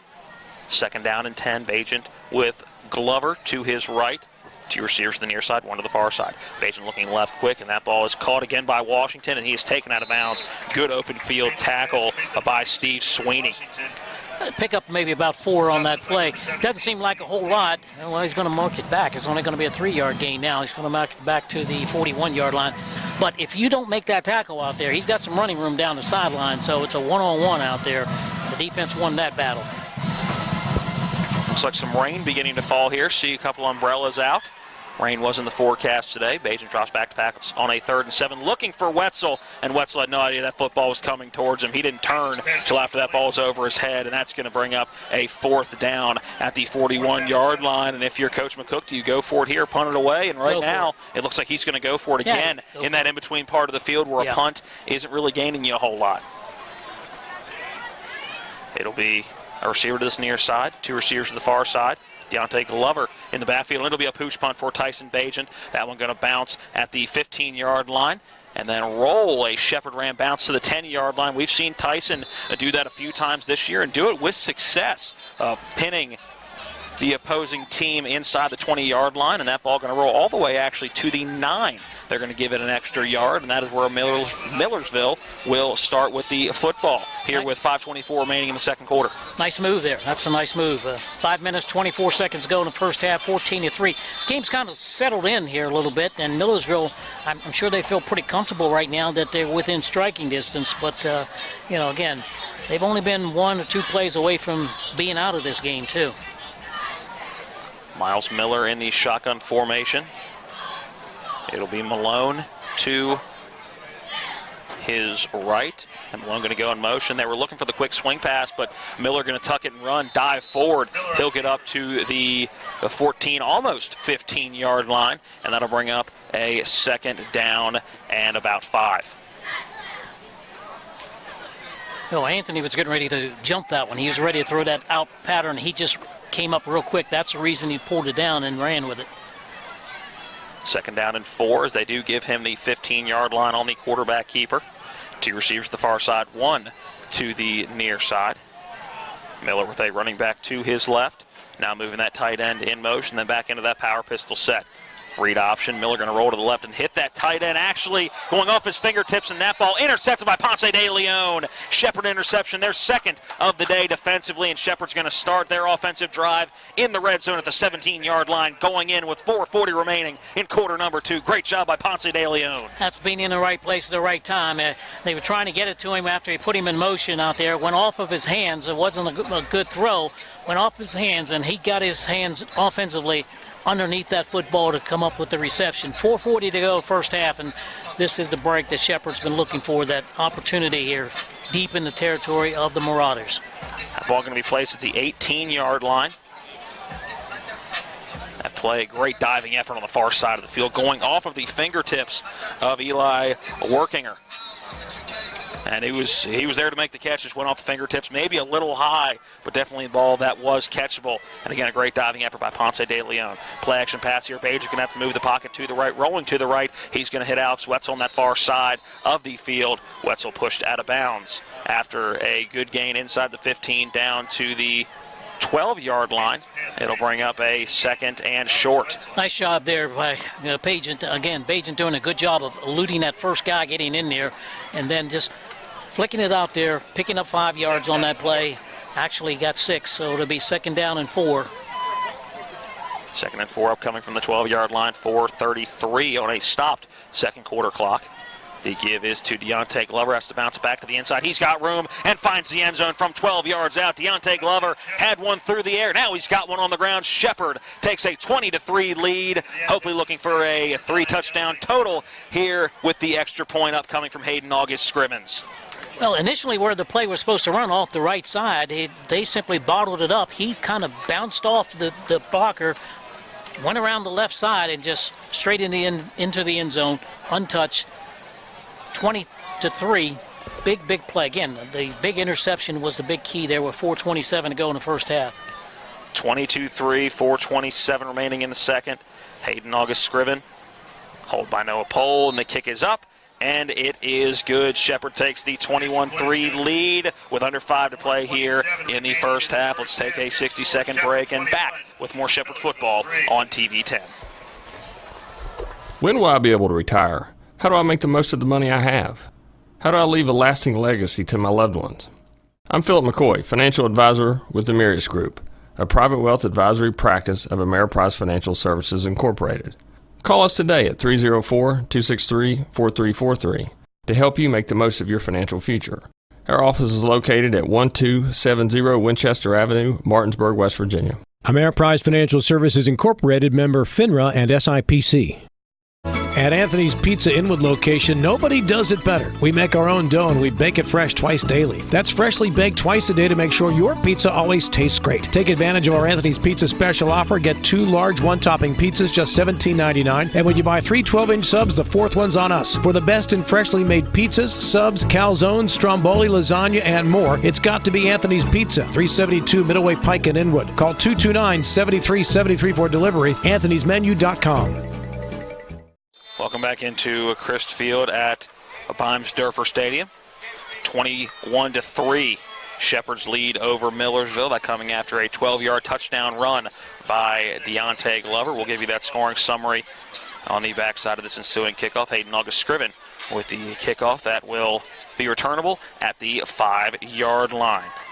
Up to the 15-yard line, will be pushed out of bounds. Great special teams play on this near side of the field.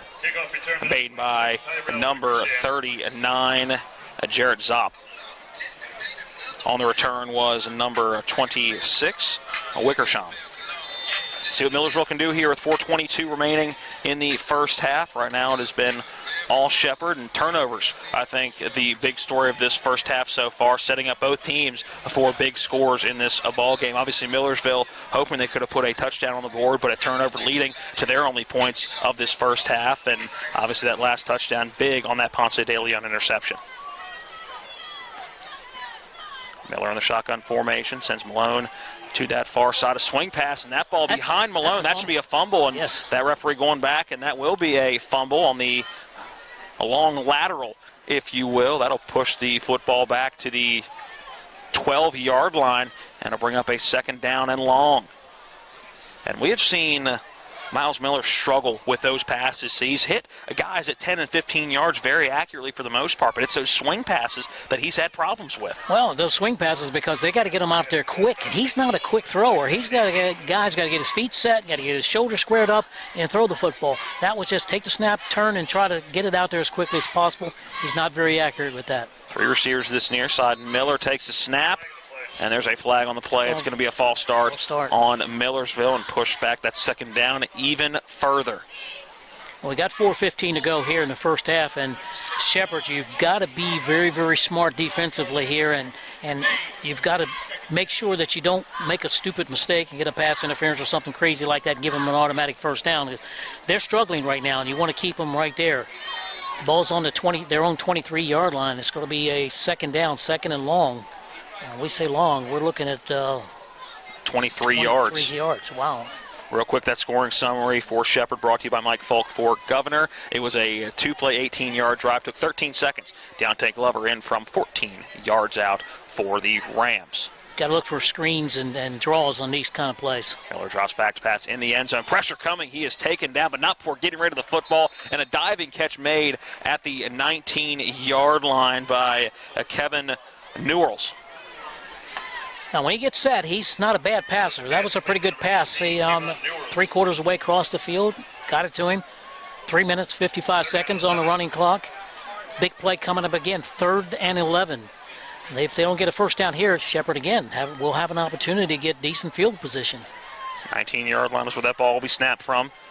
Miller takes that snap, looking over the middle, into coverage, going off the hands, once again, of his intended receiver, that one, Evan Morrill, falling to the turf. A couple of Rams there, but nobody within a arm's reach of it. And another big thing for Shepherd is that's going to stop the clock. It's going to stop the clock. They've got 2 timeouts remaining, and, we've got plenty of time. Time is not of an issue at all. 3 minutes and 37 seconds. That's almost like a lifetime in offensively, but let's see what happens on this punt return.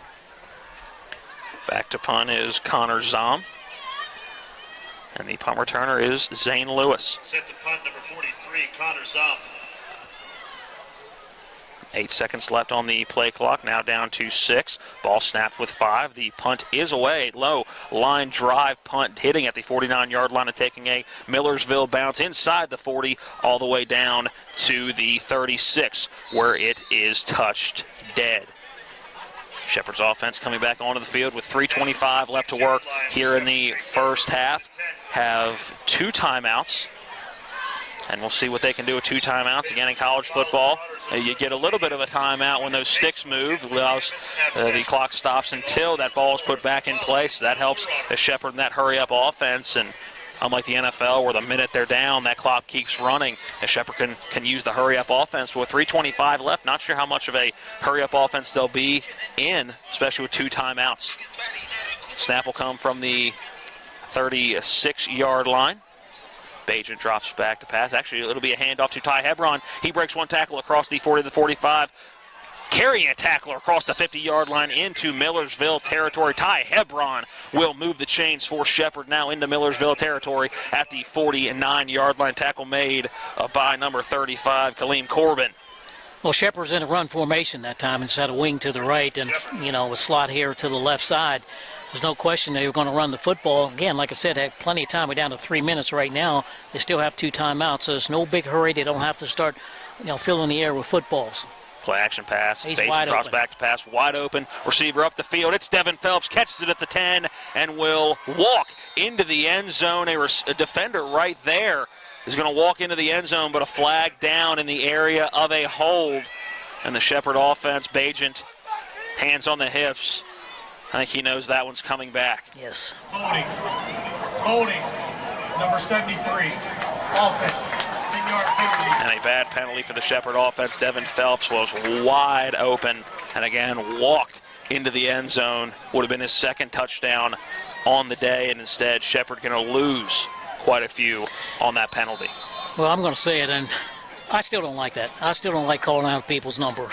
I know we do it in basketball. If he gets a foul, you raise your hand or you call the number out or whatever the case may be. I think it's just, I just don't think it's good for the game. There's that give to Ty Hebron on the 1st and 20. Again, breaking a tackle on that far side and carrying a couple of the defenders to that midfield stripe. Good effort by Ty Hebron. Didn't get out of bounds. That clock going to continue to run. 2:33, 2:32, 2:30, and counting on a second quarter clock. It'll bring up a 2nd down and 12 as he was pushed out right before that midfield stripe at the 49-yard line in Shepherd territory. Shepherd taking their time getting to the line. Tyson Bajent calling out the plays. He'll move Ty Hebron to his left, now back in the pistol behind him. Hebron standing at the 41-yard line, and it's a play action pass, a bootleg to the left side. Good job by Bajent avoiding. First contact finds Dylan Brewer inside the 35-yard line down to the 33. That's a first down. Shepherd. Brewer pass from Tyson Bajent. Nice throw that time. Good job by Bajent. Good ball handling out there. Thing about it is Brewer needs to just get out of bounds on that play instead of trying to get an extra 2 yards. They'll save a few more seconds on the clock. They still have 2 timeouts, so it's not a panic situation, but you might be in that situation in another game or another time in this ball game. Learn to get out of bounds on that. Ball snapped with 1:35 left. Give to Hebron right up the middle inside the 30 down to the 28-yard line where he is stood up by a host of more Otters. The first one there looked like a 99 Malik Diggs. Number 6, Christian Martyr. Now this play, this is a play that you hustle up in, and if you don't get a first down on this play, you call the timeout. Not showing a whole lot of urgency. No. As there's now 1:10 left on this second quarter clock, and the offensive line now just getting into their stance. This ball not going to be snapped till about a minute left. Still 2 timeouts. There is a snap. Now a minute left on the clock. Bajent going to be rushed, pushed out to his right, being run down by a tackle. He's being pushed to the sideline. Will finally just throw it away. Pressure being given on that far side by number 53, Lucas Bush. Oh, you think you got to keep in your mind here this situation that you want to get into the end zone. Don't want to get close enough for a field goal. You want to get into the end zone. Still got plenty of time. Still got 2 timeouts remaining. These are throwing situations. Even screens can work in this situation simply because you're going to get a big rush. So when you get that big rush, the screens may help you a lot in getting downfield, get that first down and call a timeout, and you still have 1 remaining. 52 seconds left, 3rd down and 7 to go. Ball at the Millersville 29-yard line. Whistle blown, and Shepherd's going to use a timeout, make sure they get the play they want with 52 seconds left on this 3rd down. Let's take a 30-second timeout, then we'll come back and bring you the rest of the first half here from Millersville. Again, it's Shepherd 21, Millersville 3. This is Shepherd Ram football on TV 10. If you have been injured in an auto accident or due to someone's negligence and you want to know what your rights are, call Ferretti Law Office at 264-8505 to discuss your claim for free. Attorney Joe Ferretti is prepared to answer your questions and explain your options. Put Joe Ferretti's legal experience and history of proven results in your corner to fight the bullies from the insurance companies. At Ferretti Law Office, we're here to help you win. Welcome back in. Homecoming here at Christ Field at Bimes-Durfer Stadium in Millersville, Pennsylvania. Only about 2.5 hours from the Eastern Panhandle.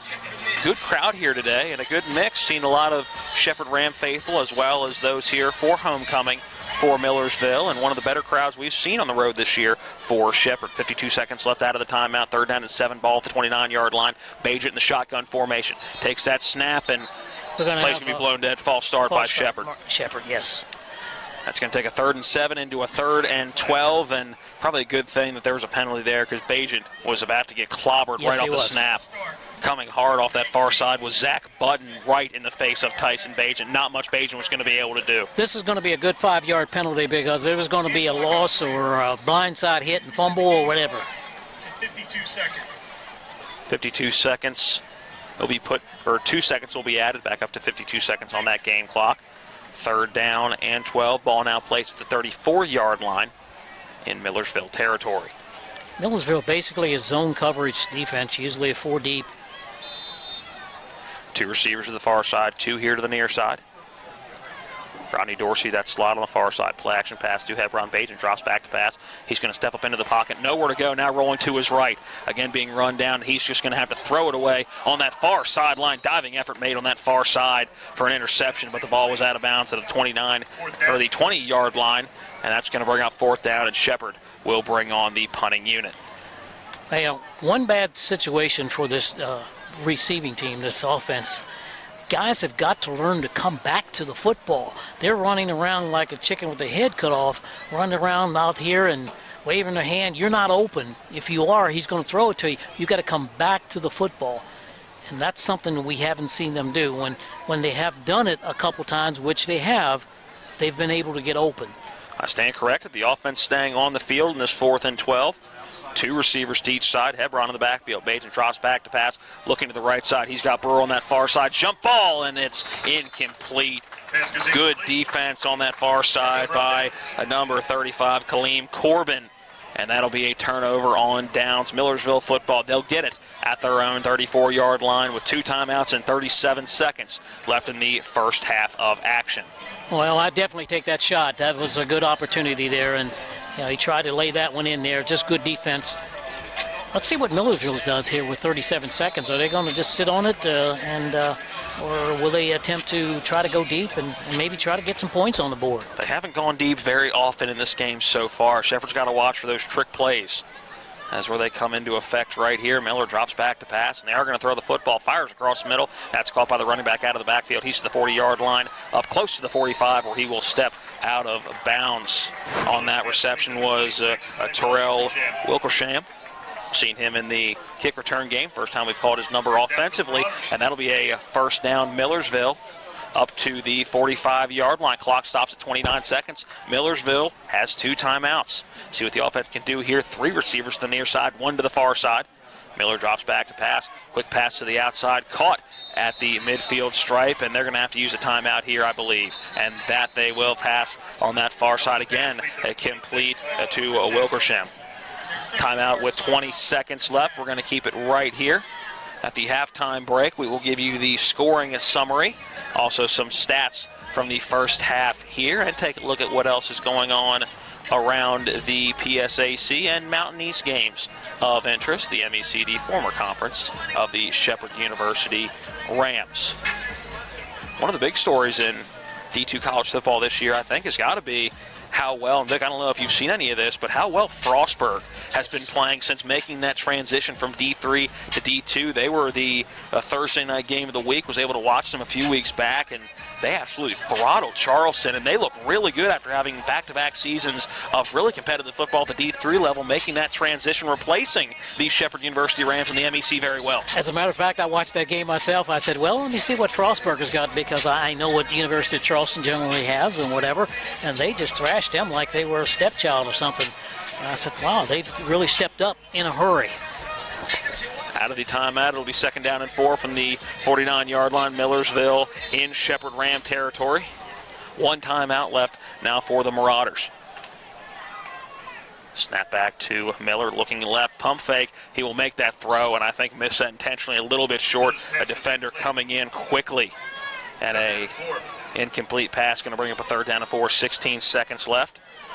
That far side of the field, good defense being played by Justin Cole, and Miller, I think, seeing him come in and make sure he shortchanged that ball a little bit.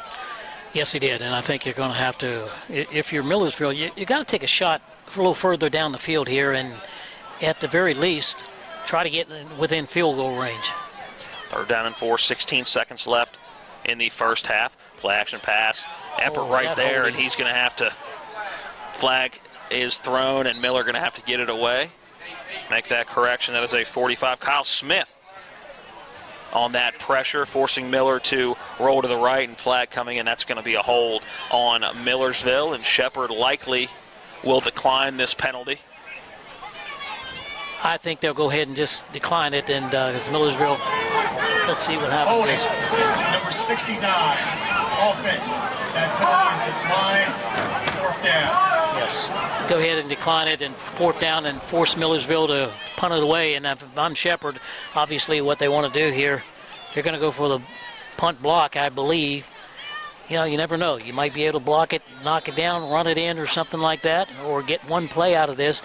If you don't, you get a roughing the kicker. It's a 15-yard penalty, and you got time for one play.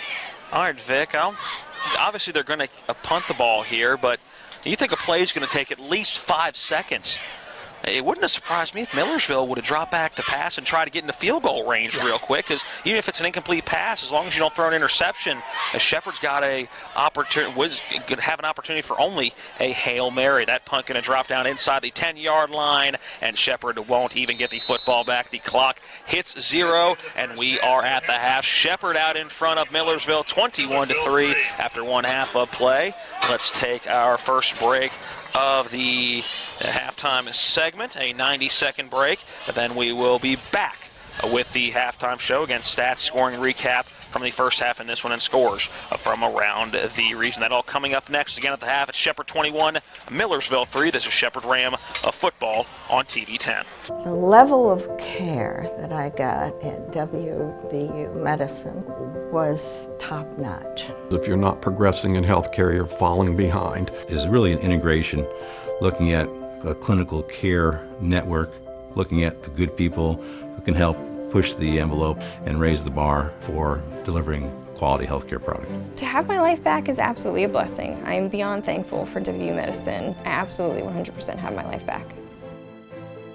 To see the inspirations of Miss Yu's tuxedo collection, look to the sky and stars. For the jewelry itself, come to Bechtel Jewelers for the Trunk Show, November 23rd and 24th. These playful pieces are a wonderland of sparkly blacks and whites, plus other festive colors. Gems like shimmering black druzy, onyx, and ice quartz adorn silver and gold. Enjoy sophisticated everyday elegance at the Trunk Show, November 23rd and 24th, and let your inner sparkle shine. Only at Bechtel Jewelers, Route 11 South, Inwood. These are more than just the sounds of a safe place to go after school. These are the sounds of interest being ignited and of mentors making an impact. At Boys and Girls Clubs, we don't do just one thing. We do whatever it takes to meet the needs of every kid who comes through those doors. Because whatever it takes is what it takes to build great futures. Great futures start here.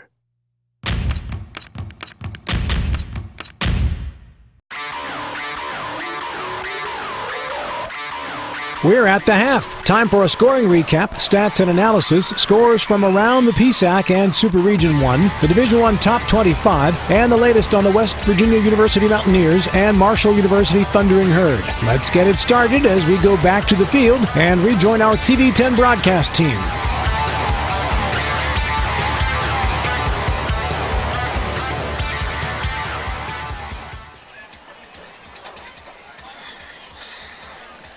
Halftime here between Millersville and Shepherd. Shepherd holding the 21-3 lead at the half. Homecoming of festivities now beginning to get underway at midfield. And right now Shepherd after a couple of big turnovers defensively, has that 21-3 lead. Let's real quick recap the scoring drives. It was the first two drives for Shepherd's offense. First, a 20-yard touchdown pass from Tyson Bajan to Devin Phelps that capped off an 8-play, 62-yard drive, taking 3 minutes and 43 seconds. On the very next offensive drive, Tyson Bajan would find Deontay Glover from 14 yards out on a 6-play, 55-yard drive, taking just 2 minutes and 21 seconds, a 2-touchdown lead at that point. And Vic, at that point, you're going, sky's the limit for the Shepherd Ram offense, but they cooled down after that, and credit Millersville's defense. Yeah, credit Millersville defense, and also the fact that Shepherd just wasn't as efficient running what they were running as far as the run game was concerned. And that again, we go back to Millersville's defense. They did a much better job. They adjusted and was able to control that offense, and Shepherd just wasn't able to regain the momentum that they had early in the football game.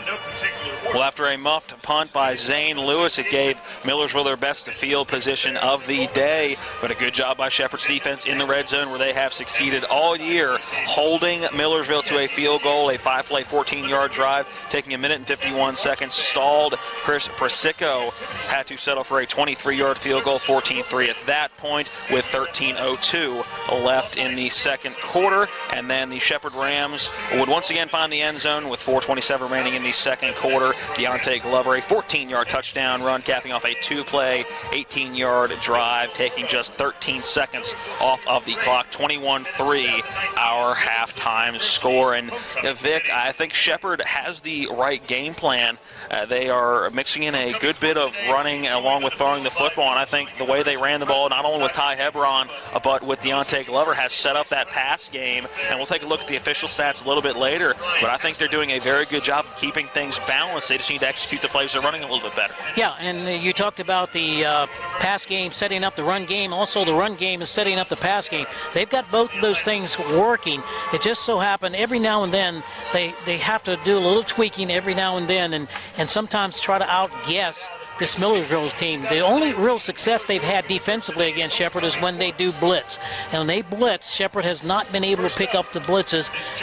Sometimes they're not blitzing downs. It might be a run. It might be a run play, and it's a second down. They got a run blitz coming on, and next thing you know, it's -2 yards or -3 or no gain, and then that puts you in a tough situation for third downs. But other than that, it's been pretty good. I think Shepherd has mixed their offense very well. They kept Millersville off balance the entire first half, and having to score 21-3. Now, if you're Millersville, you got to go a little bit deeper on some of the plays as far as your pass patterns are concerned and so forth, and you got to look for some big plays. They haven't had that yet. As we saw one play, what we call a trick play, was the reverse or halfback pass type of thing or whatever.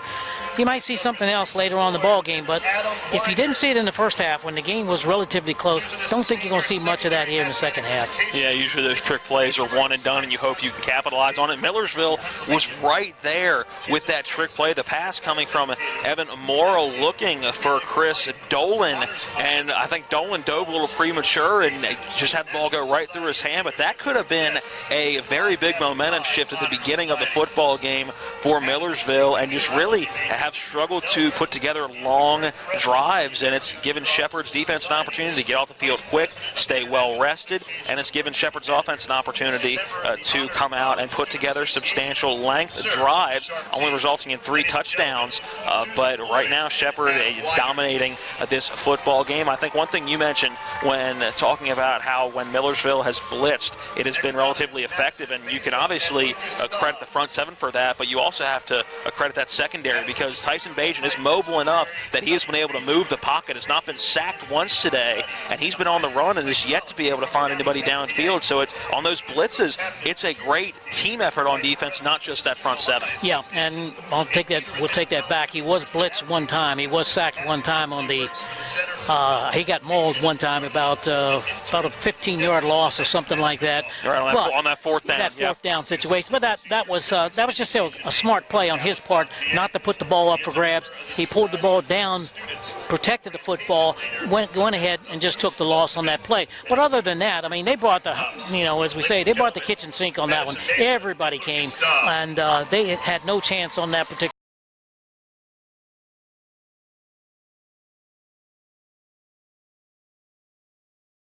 Shepherd's going to have to, again, go back to what they did in the first two series, start mixing it up. Might look like a passing situation, they ran. It looks like a running situation, they passed. And just keeping this team guessing, because I think they're a better football team, and they're just better offensively and defensively than this Millersville team.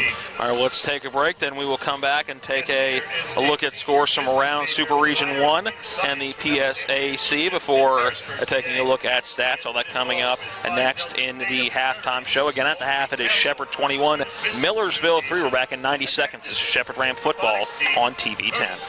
My name is Monica. I'm an elementary school teacher. My name is Mitch. I'm a graphic design specialist. We have 4 children. Currently we have life and auto insurance with Erie. Our agent is helping us to move our homeowners insurance to Erie as well. They've always been a good company and good customer service. If anything ever happens to me, my family will be protected. Your local Erie agent in Martinsburg is Smallwood & Small Insurance. Get a quote at smallwoodandSmall.com. Hello, I'm Michael Falk, a lifelong resident of West Virginia, husband and father. I worked my way through school and life with honesty, hard work, and determination. These principles have served me well in athletics, education, farming, and aviation, and have carried me through years of fighting for a more accountable government at the local and state level. These same core principles will allow me to serve you well in Charleston. I believe true leadership is sticking your neck out for right, even when it goes against the establishment. You can help me put principle over politics and beat the odds one more time. For over 36 years, Green Tree Realty has been helping the Shepherdstown community find a place to call home. Our friendly team is ready to help you navigate the market and is your trusted resource, complete with a wealth of experience and local knowledge. For those looking to buy land, commercial property, or a home, we'll help you find the perfect fit. From staging and negotiations to closing and beyond, we're with you every step of the way.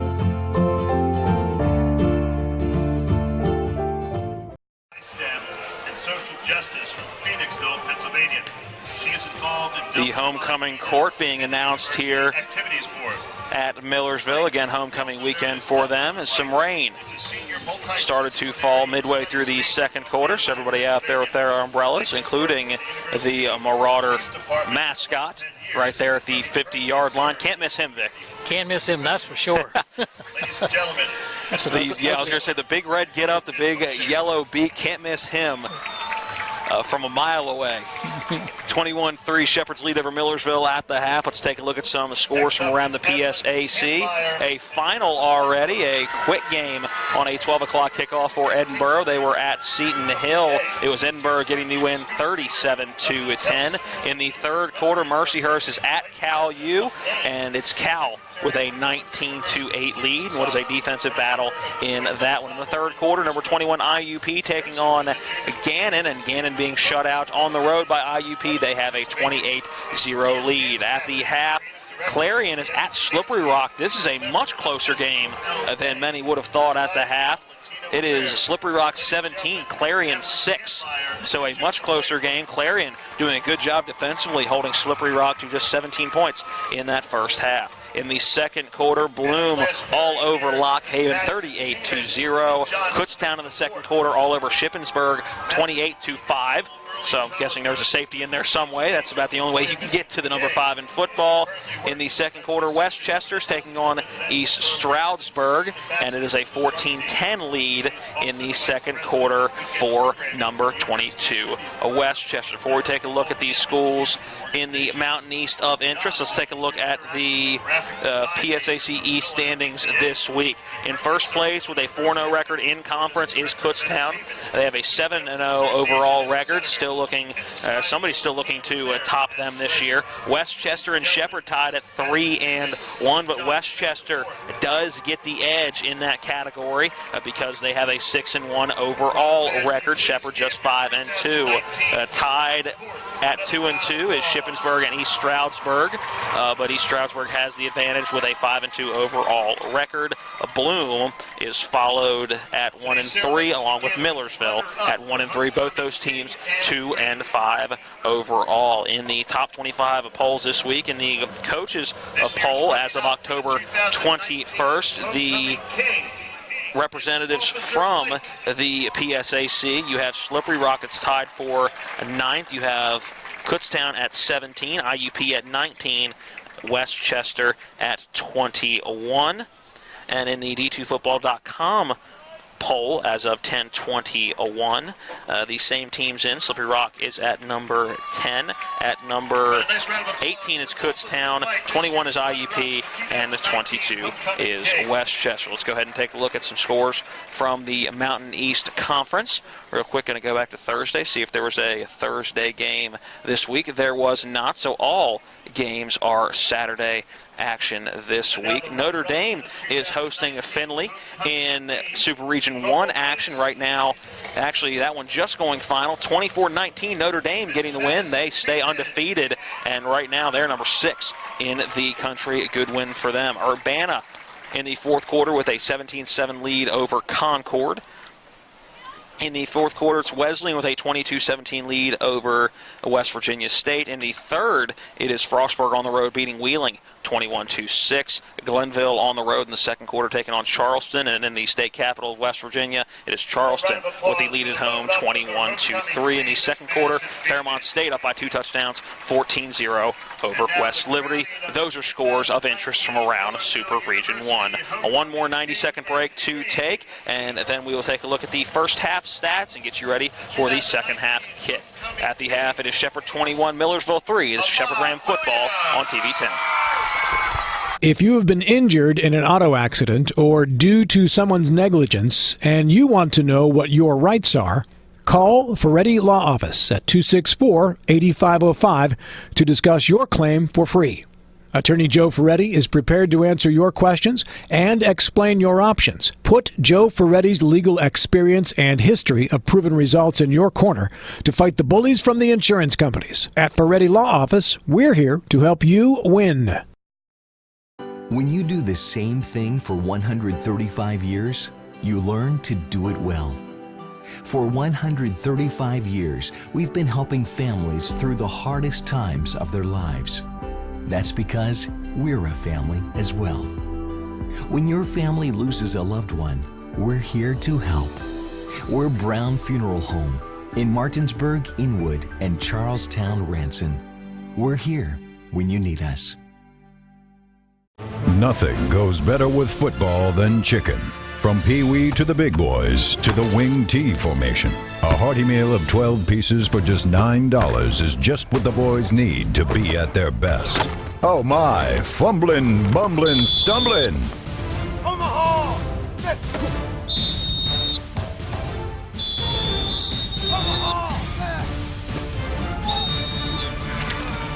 Rocks Local Market.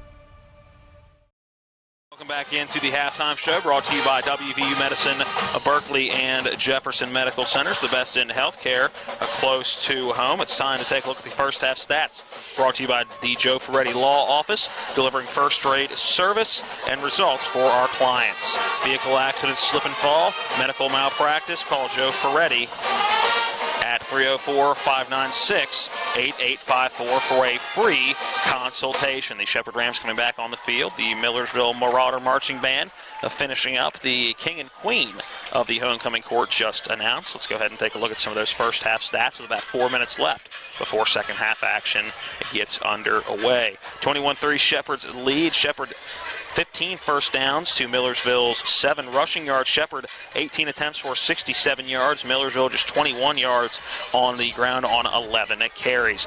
Passing yards 174 for Shepherd, just in the triple digits for Millersville at 100 on the dot. Total offense, 40 plays for 241 yards for the Shepherd Rams, 34 plays for 121 yards for the Millersville Marauders. A third down efficiency, 3 for 7 for Shepherd, 2 for 8 is Millersville on fourth down. Both teams 0 for. Shepherd 0 for 2, Millersville 0 for 1. In the red zone, it is Millersville 1 for 2, Shepherd 3 for 3. Time of possession, 17 minutes and 26 seconds for Shepherd, 12 minutes and 34 seconds for Millersville. When you look at total penalties for both, it is 5 penalties for 30 yards for Shepherd and 3 penalties for 29 yards for Millersville. Those are your team stats in this one. Individual stats starting with the Shepherd University Rams running the football, 8 carries for 47 yards for Deontay Glover. Ty Hebron, 6 carries for 32 yards.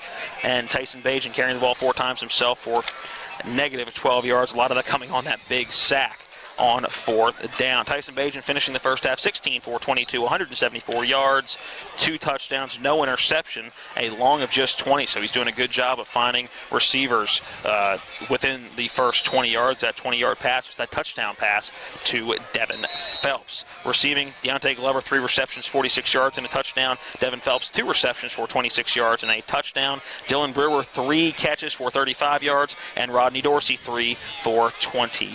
2 tackles. Antonio Fox leading away with 2. Also, Juwan Addison and a sack on the day.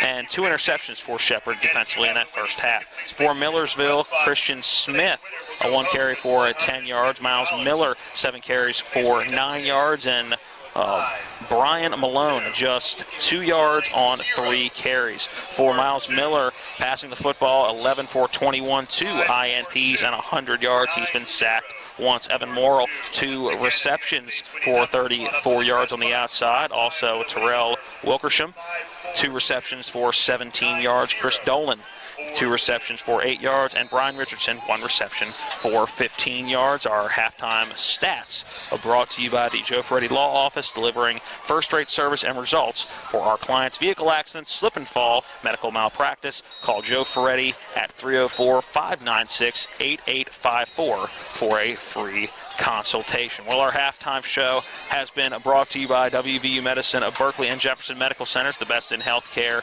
close to home. As we are just about a minute away from the second half and getting going, Vic, let's look at some keys in the second half for Shepherd. What do they have to do to keep the lead they have and add on to it and try to get out of here with a win in the rainy conditions of Millersville? Well, I think the big thing is to make Millersville work for everything that they get. The weather conditions, they aren't bad, but they've gotten worse. The situation is, they're going to have to try to force them to go the length of the field. Can't give them anything easy, make them work for everything. And this team is so, I guess maybe inconsistent is the word to use, that their run game will run a little bit for a couple plays. Next thing you know, they've got a lost yardage play or 2. Passing game is very suspect as well. So I think, again, make them earn everything they get, and I think they'll be fine here in the second half. For Millersville is still in this football game. Only a few scores down. What do they need to do to keep their head in the football game and stay where they are and try to slowly fight their way back in? Well, I think one of the things is don't put all the eggs in one basket. Don't think because you're getting the ball here to start the second half, this is going to be the end of all. In other words, if you don't score and you have to punt it away, okay, you do, but then you have to keep playing. So many teams you see say, well, they get the ball in the second half, and like that's supposed to be the all of all, and that's not it. If you do something with it, in other words, if they can get a couple first downs and punt it away or something like that and stay in the football game, they cannot afford to give up any easy scores at all. Even a field goal is going to be really detrimental for them. Millersville will get the ball to start this second half. Both teams jogging out onto the field. I want to take this chance to again thank all of our sponsors: Hagerstown Ford, Panhandle Dumpsters, the Mirius Group, and Ameriprise Financial Services, the Joe Ferretti Law Office, Green Tree Realty, Mike Folk for Governor, and our title sponsor bringing you this game is Smallwood and Small Insurance. Matt Crawford here with you. Matt Miller had to stay home for this trip, hoping the wedding rehearsal dinner is going well. Vic Holmes to my right, John Alderton, our TV10 cameraman, and braving the elements is Eric Sterick, our on-site producer, and sideline cameraman Caleb Falero back at the studio. Hayden August Scriven has the ball on the tee at the 35-yard line, kicking to our left, and that ball goes deep, and it should be returnable for Millersville, but a kick that does carry into the end zone, and that'll be a touchback. Good kick by Hayden August Scriven. Yes, that's a good start. You start from your 25-yard line. That's better than giving up that potential of a run back or a good run back. And other than that botched return by Zane Lewis, Shepherd did a very good job returning the football in that first half. Yes, he did. And the thing about it is you're looking for consistency, and that's what we didn't get early in the season. That's one of the reasons why they have a couple of losses, because they were inconsistent in certain areas and things that they do. Let's see what happens here to start the second half, since both teams now had a chance to get their heads together at halftime. It'll be Miller in the backfield, trips to this near side. Shepherd 4 down lineman. It'll be a pitch to the outside, but Shepherd right there. Swarm on the defense diving in. Chris Lane going to finally bring him down. Also right there was Kyle Smith.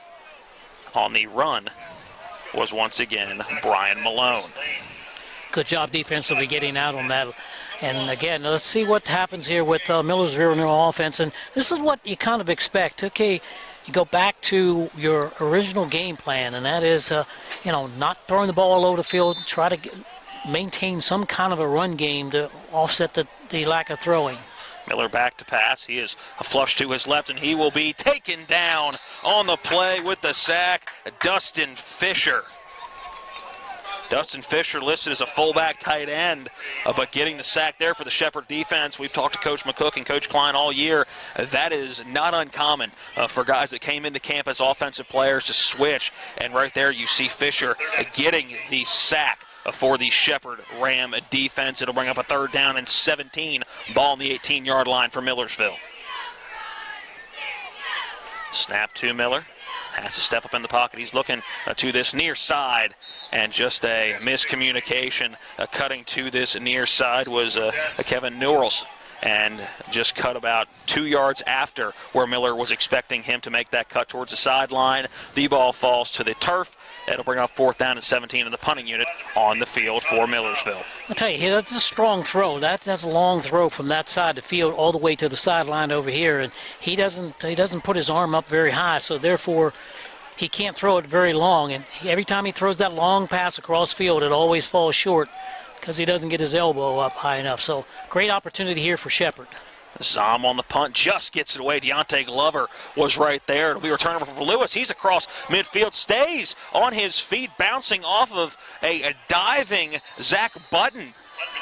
And a great return by Zane Lewis into Millersville territory on a low line drive punt that Zom just had to get away off a diving effort by Deontay Glover. And Shepherd starting in great field position to start their first drive of the second half. They'll be at the 36-yard line going in Millersville territory. Well, I give him credit, first of all, for catching that ball. Number 2, taking that hit and then holding on to it and continuing to pick up yardage along the way. So 1st and 10, great situation on the 36 of the Marauders, as you said. Bajan drops back to pass. Rodney Dorsey, a quick out. He gets up to the 35-yard line. Now up to the 30 after breaking a tackle. Falls down at the 25-yard line, tripped up by number 6, Carl Jones. And so many times you'll see that little swing pass right there be stopped at the line of scrimmage, or lost yardage or incomplete passes. But if you do catch it and that first guy misses, you got an opportunity for a nice gain, and that's what happened on that play. Christian Martyr actually on that tackle. The defensive number 6, Carl Jones, the offensive number 6. A run right up the middle. That goes nowhere, stuffed by the interior lineman. Well, they're going to give him a little forward progress. He's going to pick up a couple on that one. They gave him a nice spot on that one. 13 minutes and 15 seconds to go here in the third quarter, 21-3. No score thus far in this third quarter. 2nd and 8, Darrell Reed on that tackle for Millersville. Bajan drops back to pass, dumps it over the middle. That pass caught by Dorsey. Little stutter step, nowhere to go, and is finally taken down. Forward progress going to be stopped at about the 21-yard line, and no gain on that play. It'll bring up a 3rd down and 8, 12:50 and counting on the third quarter clock. When they were doing a lot of blitzing, that was a big play. They were able to get that little short pass there. There was nobody in that region. No blitz on that play. The linebacker's there to make the play. It's going to bring up a 3rd down, 3rd and long, 3rd and 8. Deontay Glover in the backfield with Tyson Bajan. 2 receivers to this near side. It is Dorsey and Phelps. Far side is Wetzel and Dylan Brewer. Wetzel more at the far hash mark. Bajan drops back to pass. Looking to the left. Phelps there on the slant, and Bajan overthrows him.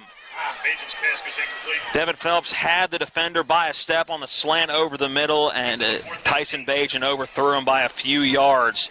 It'll bring up 4th down, and the field goal unit will come on. That had touchdown written all over, just could not connect. Got to lay that one up there. He put a little bit too much smoke behind that one.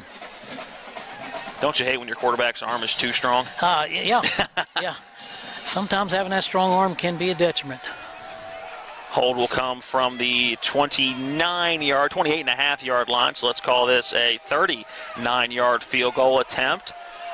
And it looked like Millersville almost in the neutral zone. The flag comes in, and that field goal up and good for Hayden August Scriven, but that's going to be an offsides, putting Shepherd now in a 4th and 3 situation. And do you take points off the board?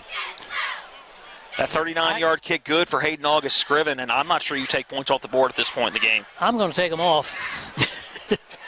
Well, we have 2 different opinions up here. Let's see who's right, or at least who's thinking with Coach McCook. We have a legal substitution, at least. That's what the signal by the official is.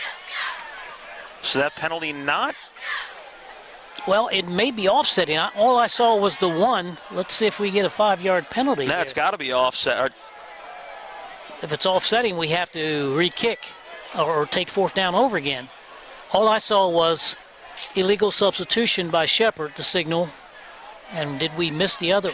We might, because I promise you that the guy on the near side rushing the edge was in the neutral zone. And, yeah, the ball placed right where it was before. Actually, no, they will bring it back 5 yards. So this will be at the 34-yard line, making it a 44-yard field goal attempt for Hayden August Scriven. The 39-yarder cleared with flying colors. Let's see the boot here from 44 yards out. Kick is up. It has the distance. Does it have the accuracy? That's even better. It does. Through the uprights. Hayden August Scriven from 44 yards out gives Shepherd the 24-3 lead. Let's take a 60-second timeout. When we come back, we'll have the ensuing kickoff and the drive summary. Again, 24-3 Shepherd's lead with 12:08 remaining in quarter number 3. This is Shepherd Ram football on TV 10.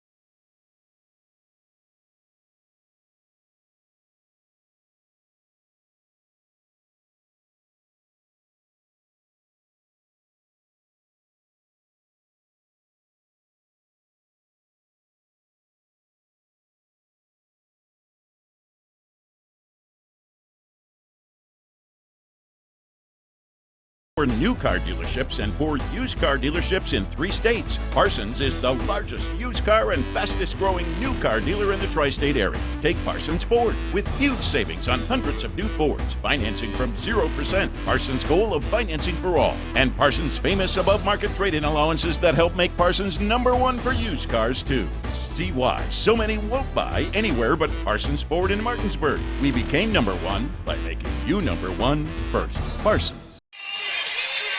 Welcome back into Chris Field at Beaman-Sturfer Stadium. A 44-yard field goal for Hayden August Scriven. That, Vic, I'm with you. I think that one was good from 50 at least. Yeah, that was a tremendous kick. I mean, he just got into that one.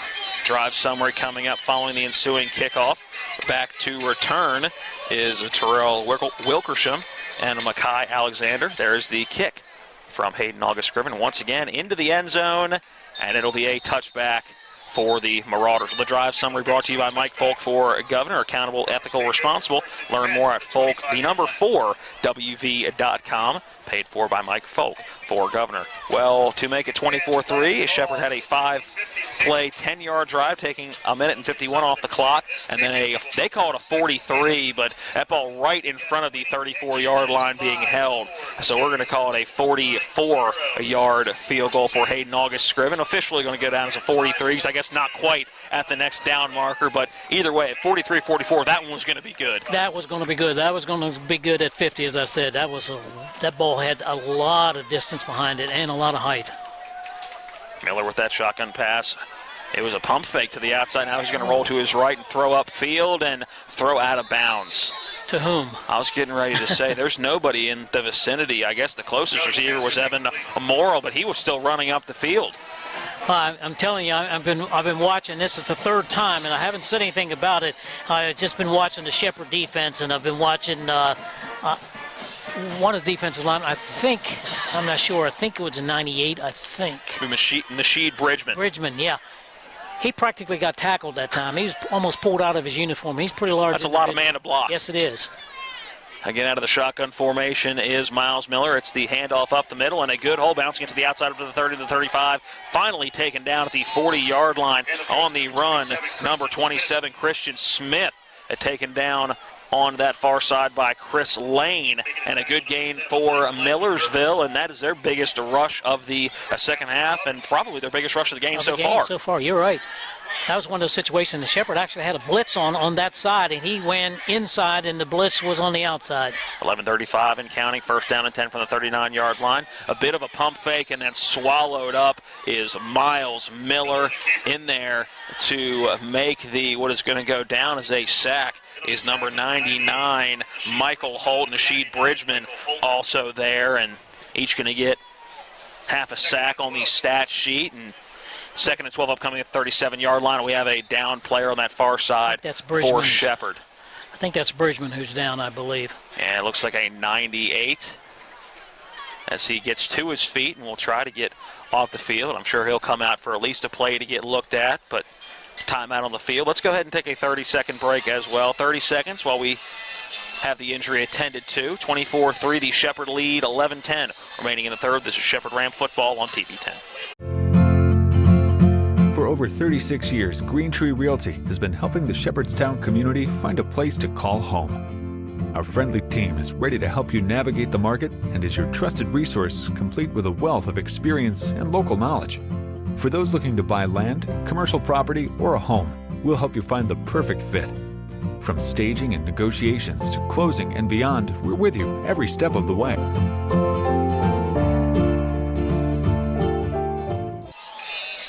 Second down and 12 upcoming from their own 37-yard line for Millersville. Two receivers to the near side, one to the far side, tight end to the near side in the middle of the field. And the shotgun formation is Miller. He will drop back to pass, rushed again. He's going to have to step up and avoids one tackle, but not going to avoid the next one. Coming in strong on the sack, number 93. That is a Kevon Bowman. Coming in hard from the backside. And you're exactly right. You know, the thing about it is these guys they're missing him. He's stepping up and eluding them, and they just keep pursuing him. He then tries to pull up and make a throw, and boom, he gets hit by the second or third guy who comes from the backside or even the front side. Third down and 15 from the 34-yard line. Miller going to roll to his right, have to move forward in the pocket, and is sacked again. Hauling him down, number 43, Dustin Fisher on the sack. And I think one of the things I guess they have really emphasized in practice is pursue him. Just keep tracking him down, track him down. And that's what they've done. That's the reason he's been sacked so many times. And Josh Klein turning up the blitz here in the second half, or at least turning up the pressure. They got to him a couple times in that first half and were applying pressure, but not like we've seen so far in the second half. Yeah. The thing about it is they've been playing this whole second half in the backfield of Millersville. Sahm able to get away. This one a booming punt. Zane Lewis calling for a fair catch at the 30-yard line, and that is where the Shepherd offense will take over. 9:24 remaining in the third quarter. Hope Eric Sterick is staying dry on the sideline, standing at the 15-yard line. Getting a thumbs up. Is it raining down there, Sterick? It is raining, getting the head nod. He's a trooper down there giving you that sideline view. John Alderton, our main cameraman this week, staying dry as we are sitting at about the 35-yard line. Matt Crawford, Vic Holmes with you, Caleb Falero back at the studio. Well, the drive will start at the 30-yard line. Shepherd in their own territory, 1st and 10. Bajan in the backfield. The give is to Deontay Glover. Actually, Bajan pulls it back, finds Devin Phelps on a slant at the 35-yard line, trying to get rid of a would-be tackler, and he will not, but he will gain 6 on the play up to the 36-yard line. We'll bring up a second down and 4. Nice ball fake that time. Bajan faked a lot of people out on that play. 9 minutes to go here in the third quarter. 24-3 the score, and Shepherd with the football at their own 36-yard line. Two receivers to the near side, one to the far side. DJ Cornish at the tight end position. There's the give to Deontay Glover off the right side. He's got a first down and more across midfield. Turn on the Jets. Big boy, he's going to find the end zone. 15, 10, 5. He's in for 6 for the Gold and Blue. It's a Shepherd Ram touchdown. Deontay Glover is going to take it all the way in for a Shepherd touchdown. Oh, but wait, there's a flag on the play. Coming back, that flag thrown at the 42-yard line. And the Shepherd Ram offense walking back. Deontay Glover really turned the Jets on once he got over midfield. Yes, he did. He just blew by everybody there. Holding, number 1, offense. And they're going to get a receiver hold on Devin Phelps. And that's going to negate what was a long touchdown run, a 64-yard touchdown run for Deontay Glover. Well, I'm not going to believe any holds until I see one called against Bridgman. That guy's been tackled a few times today. He's out of the ball game. He's injured at least the last series, but that was a great run. He just simply turned on the Jets in the secondary. 8:40 to go. That penalty coming in the midst of the run, so it will be a first down ball at the 48-yard line, 1st and 10. Ty Hebron in the pistol. He will get the handoff to the left side, finding the hash mark over midfield down to the 48-yard line in Millersville territory. And you got to hope the Shepherd offense can keep this momentum. That's a play that really was about to break this game wide open. Yes. And you know the power that Deontay Glover has, but when you see him really turn on the Jets and find another gear in that secondary, you just see how versatile of a running back he is. Yeah, he runs with power. He's got good forward lean, but then when you throw in some speed with that, it makes him that much more effective. Again, the pistol formation bunch, a formation, play action pass. Bajan drops back to pass going deep over the middle. Contact made on Devin Phelps, but two men there, and now there is 2 penalty flags thrown in. Probably not the best decision to throw with 2 defenders back there, but not a real reason to make contact with the secondary either, but it's going to be a pass interference thrown on the Millersville defense, and Devin Phelps' speed really showing with a couple of big penalties in this game that Millersville's trying to counter his speed. Yeah, and they're 15-yard penalty, automatic first down. The thing about it is they're playing the zone back there, and they've got 2 free safeties. So they've been really, really hitting the middle of the field. Of course, you got 2 safeties, and they've been splitting down the middle. I think there's been a couple others been close to pass interferences that were not called, but a lot of pressure put on that secondary, and I don't know why, because they got a lot of help back there. 1st and 10 at the 34-yard line. Gave us to Deontay Glover. He's now inside the 30 before being stood up by a couple of tacklers. In there was Christian Mateer, along with a couple of other Marauder black helmets. 7:40 and counting. It'll bring up a 2nd down and 5 at the 29-yard line. Alex Wetzel, the tight end, on a good block on that run to spring him a little bit. 7 minutes, 25 seconds go, 3rd quarter.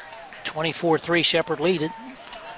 Power pistol to the left. Wetzel has that blocking back. Play action bootleg for Bajan. He will find Wetzel out of the backfield. Across the 20, gets a first down, and finally taken down out of bounds at the 17-yard line. In on the tackle, Zach Button.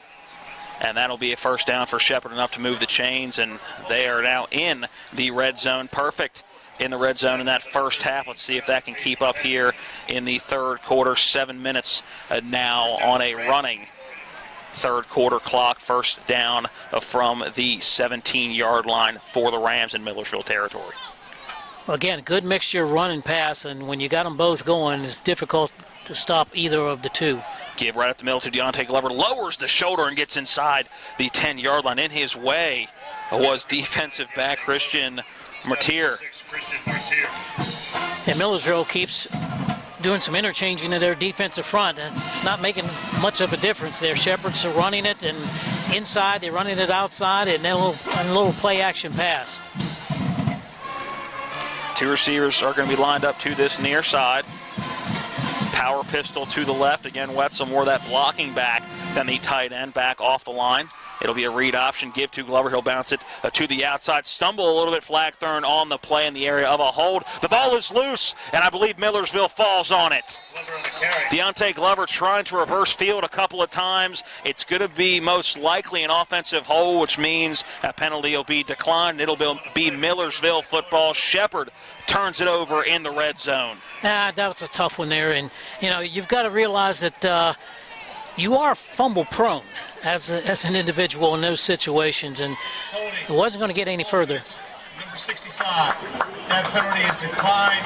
Result of the play, first down, Millersville. You're in that kind of a situation when you're all bottled up or whatever. You're not going to get any place. You're pretty well bottled up, as I said. Protect the football and as you go down. And that time he wasn't able to do that. Still fighting for yardage. You never fault a guy for fighting for yardage, but got to use a little bit better common sense on a play like that one. First and 10 at the 12-yard line for Millersville. Man coming in motion near the far side.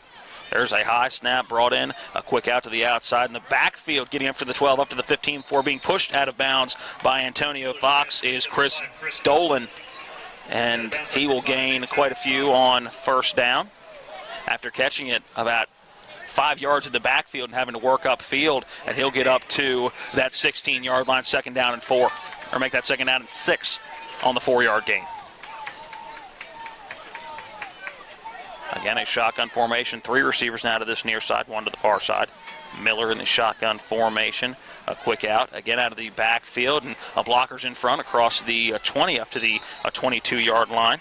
Out of the backfield, number 27, Christian Smith. We've seen Smith's name called quite a few times in the second half so far after some touches in the first half, but definitely getting more action here in the third quarter. 5:35 and counting in the third quarter. And what's been a very quick-moving game with 2 running football teams. Yes, it has. And not too many whistles as well.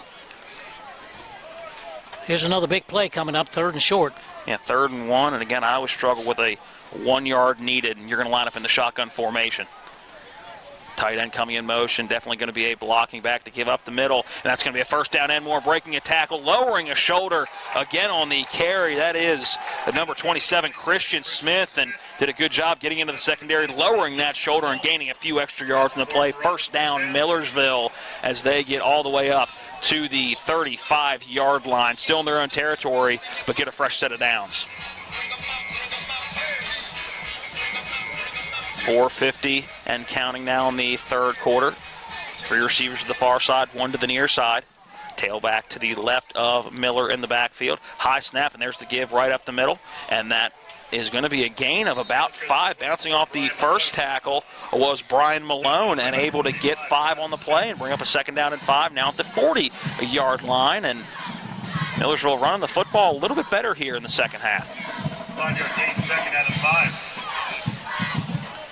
2 receivers to each side on this offensive play. It'll be 4 down linemen for the Rams. Snap back, a quick out to the outside, caught, and a couple blockers upfield. That's a first down up to the 49-yard line. And will they give him more? No, they will say 49-yard line on that far side. It was a catch by number 7, Evan Morrill, before he was pushed out of bounds. And another first down for Millersville as they get up to the 49-yard line in Shepherd territory. A couple extra yards added at the end of that run after the first placement, Vic. Yeah, placement has not been good here in this ball game so far.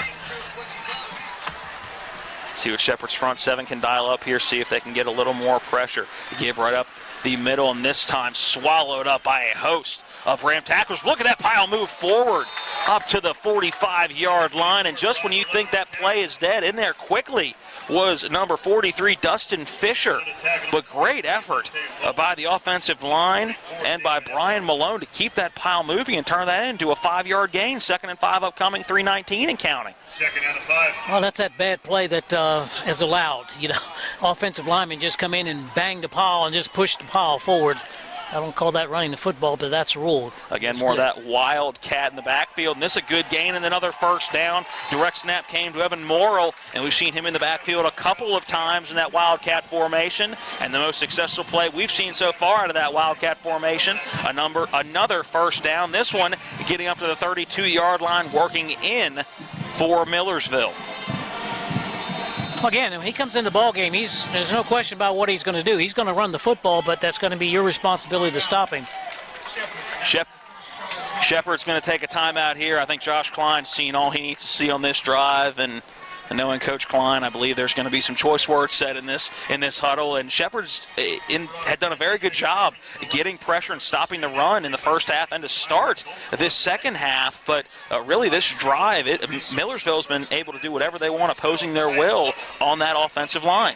Yeah, they have done a good job in this quarter. And, I've looked at their offense. They're not doing anything any different. They're running the same plays, but they're just getting better efficiency up front from their offensive linemen.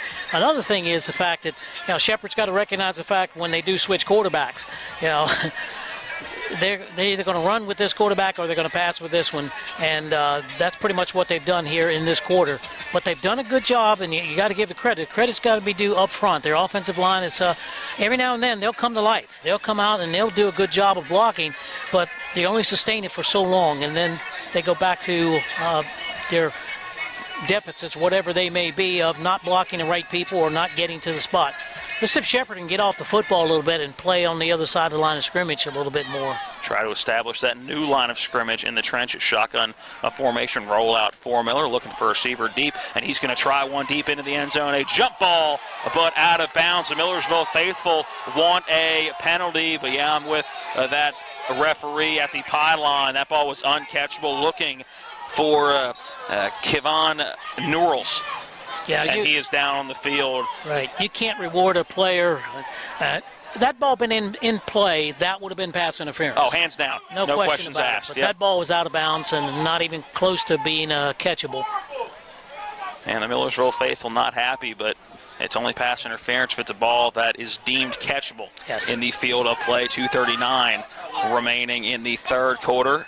Still have the receiver down. That's Norrells down just outside or out of bounds in the end zone. So while they tend to him, let's go ahead and let's make it a 60-second break. 60 seconds back at the studio, and then we're back with the rest of the third quarter. This is Shepherd Ram football on TV 10. Let's talk trash, because when it comes to trash, you have options. Panhandle Dumpsters is a local family-owned garbage hauling company serving both residential and commercial customers with weekly trash pickup, dumpster service, yard waste pickup, and ball pickups too. Panhandle Dumpsters will give you a free trash can and provide curbside service for just $23 a month. Panhandle Dumpsters features a fleet of quieter, eco-friendly garbage trucks, thereby reducing the noise usually associated with pickup. Switch now and save up to 30%. Call 833-DUMP-STR, panhandledumpsters.com.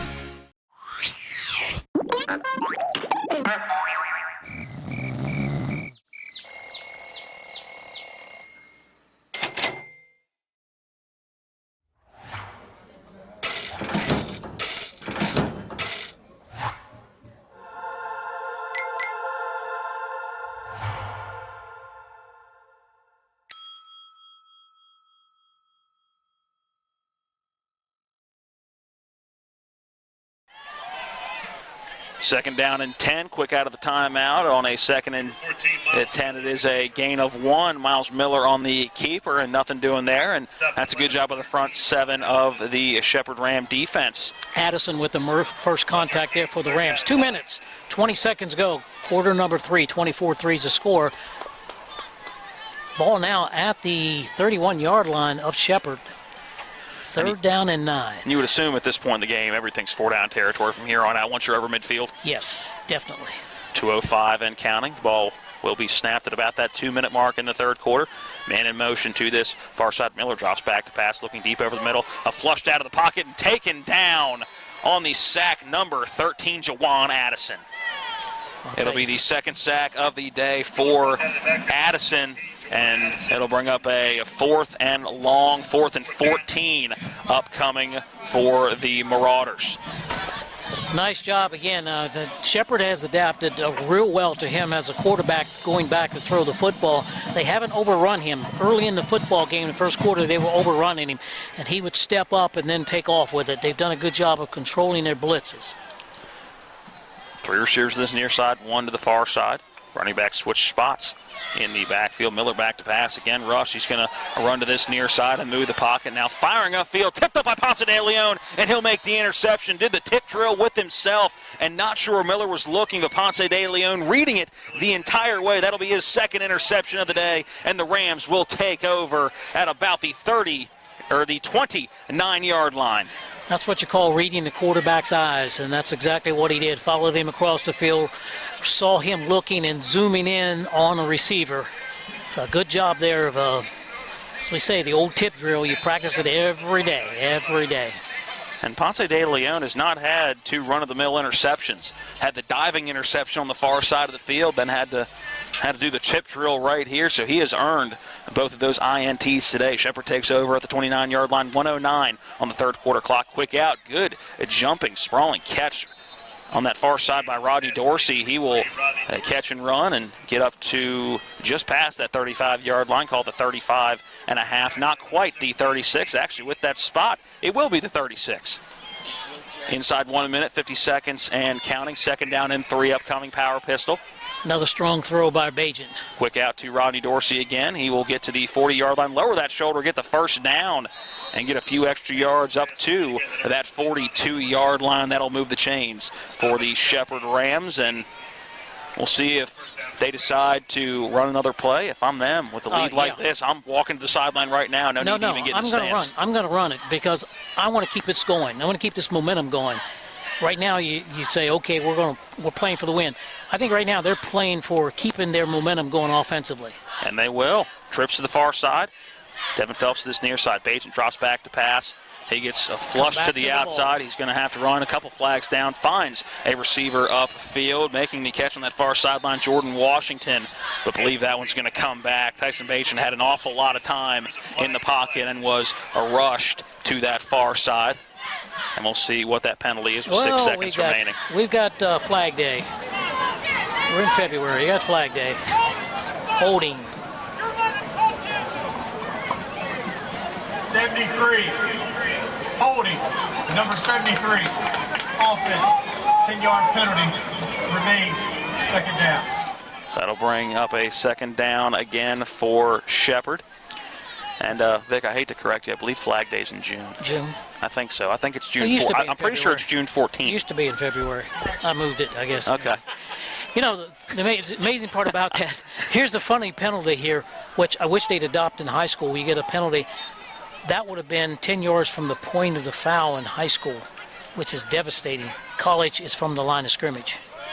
Give on the first and longest to Deontay Glover. He'll get some positive yards up over the 35-yard line to the 36, and that will conclude our third quarter of action. 24-21, only a field goal to talk about in the third quarter, and that was a 43-yard kick by Hayden August Scriven, and that was early in this third quarter. We'll have the fourth quarter of action when we come back again after 3 quarters of action from Millersville University. It's Shepherd 24, Millersville 3. This is Shepherd Ram of football on TV 10. It's one of the toughest times you'll ever face when someone close to you passes away. It's a swirl of papers to sign and arrangements to be made, all while you're dealing with grief. At Brown Funeral Home, we encourage you to pre-plan. Pre-planning not only makes things easier for you, it protects you from rising costs. At Brown Funeral Home, our families are precious to us, and so are yours. Brown Funeral Home in Martinsburg, Inwood, and Charlestown, Ranson. These are more than just the sounds of a safe place to go after school. These are the sounds of interest being ignited and of mentors making an impact. At Boys and Girls Clubs, we don't do just one thing. We do whatever it takes to meet the needs of every kid who comes through those doors. Because whatever it takes is what it takes to build great futures. Great futures start here.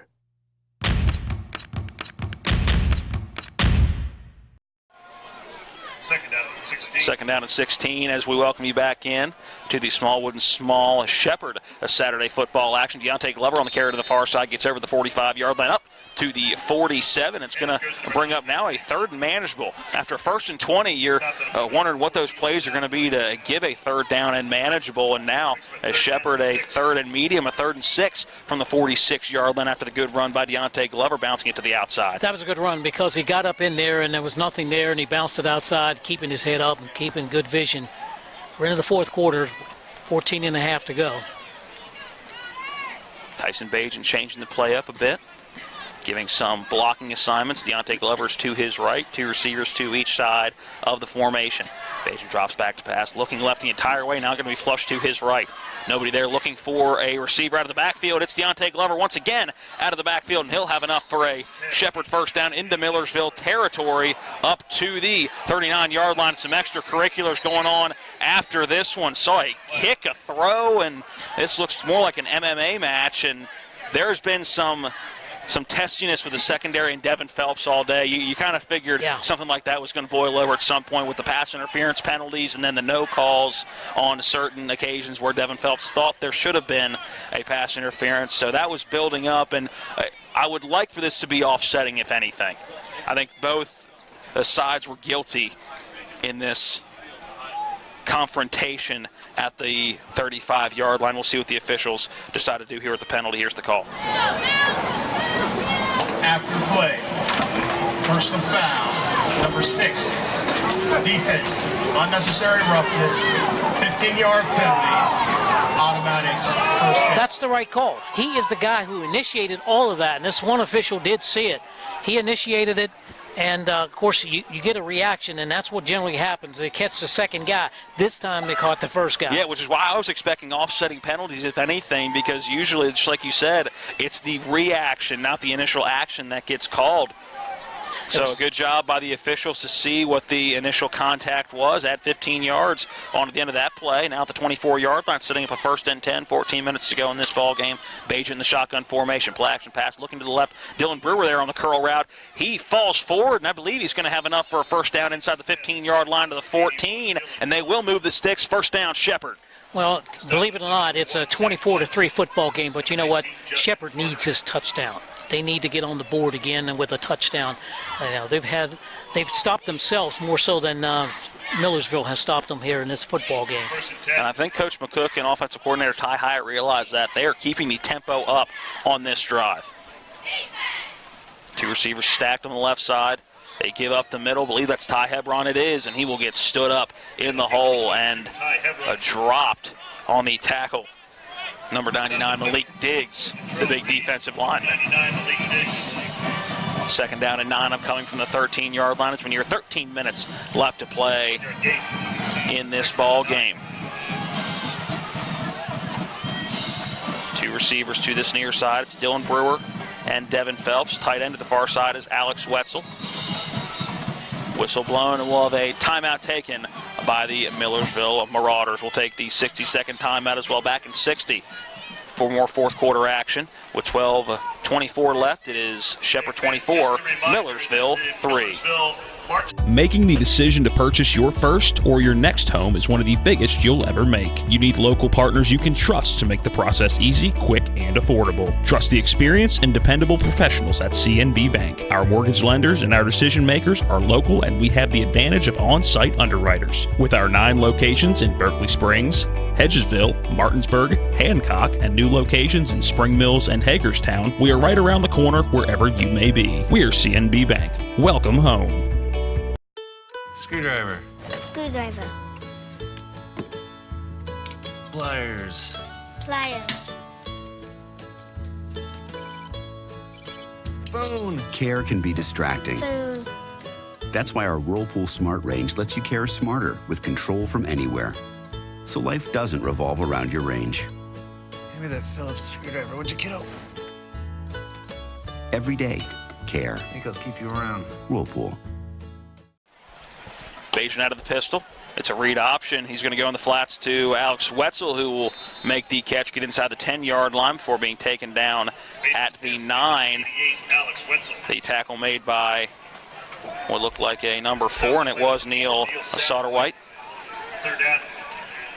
3rd down and 5 upcoming at the 9-yard line. 12:30 remaining here in the ball game. Again in the shotgun formation with Hebron to his left is Tyson Bajan.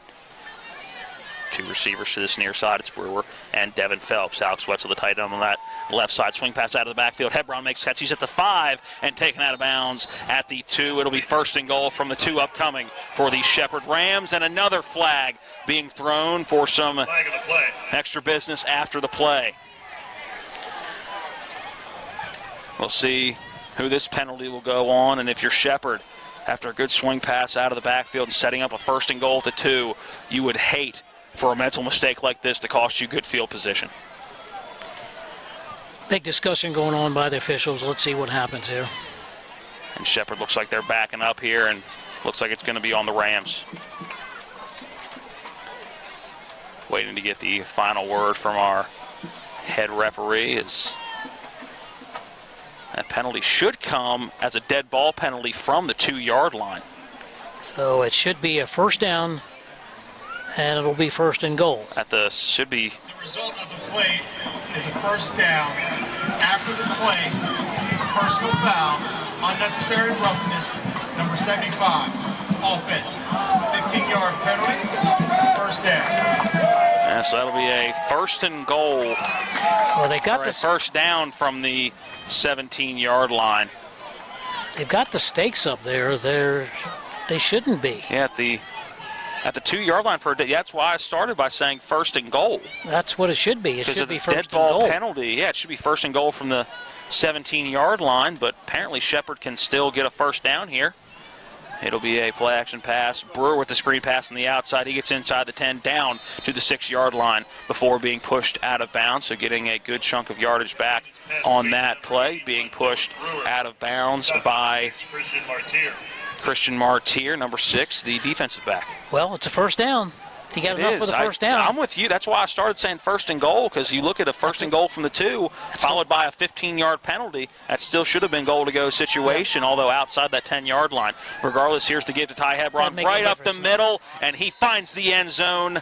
Touchdown, Shepherd Ram touchdown. The give to Ty Hebron from the 7-yard line, and he finds the end zone. Shepherd takes the lead 30-3. Again, like I said, I think that was a big touchdown for Shepherd. They needed that. They have not been consistent here in the second half, and that touchdown, I think, will really help the situation a little bit. Still got 11:44 to go in the football game, 30-3 with the extra point coming up. Hayden August Scriven on for the extra point. He has been perfect on the day in all kicks, including that 44-yard field goal. That one up, and it is good. 31-3, the Ram lead with 11:44 left in the ball game. We'll take a 60-second timeout and be back with more fourth-quarter action from Millersville University. Back in 60 seconds. This is Shepherd Ram football on TV 10. If you hang the WVU Medicine sign, certainly has helped take us to another level. Evolving what we try to do as physicians and as a health system and organization is the mission of WVU Medicine, and it's an exciting mission to be a part of. With the knowledge and the years of practice that they've put into this institution, they know a lot. They can help you, and they've helped me a lot. Having people treated locally enhances their overall care. You care about your car, so you take it to the best mechanic. You love your dog, so you take it to a vet you trust. So why go with just anyone when it comes to your insurance?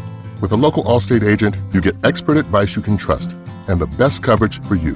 And because they live in your community, you can always count on them to be there when you need them the most. Call Allstate agent Gary Kelly today at 304-263-4596. Subject to terms, conditions, and availability.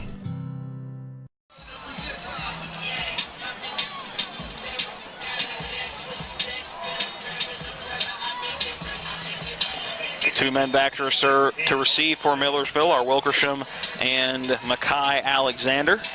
Hayden August Scriven to kick off for the Rams. 2 touchbacks so far here in the second half. See if this one can find the end zone as well. And it will.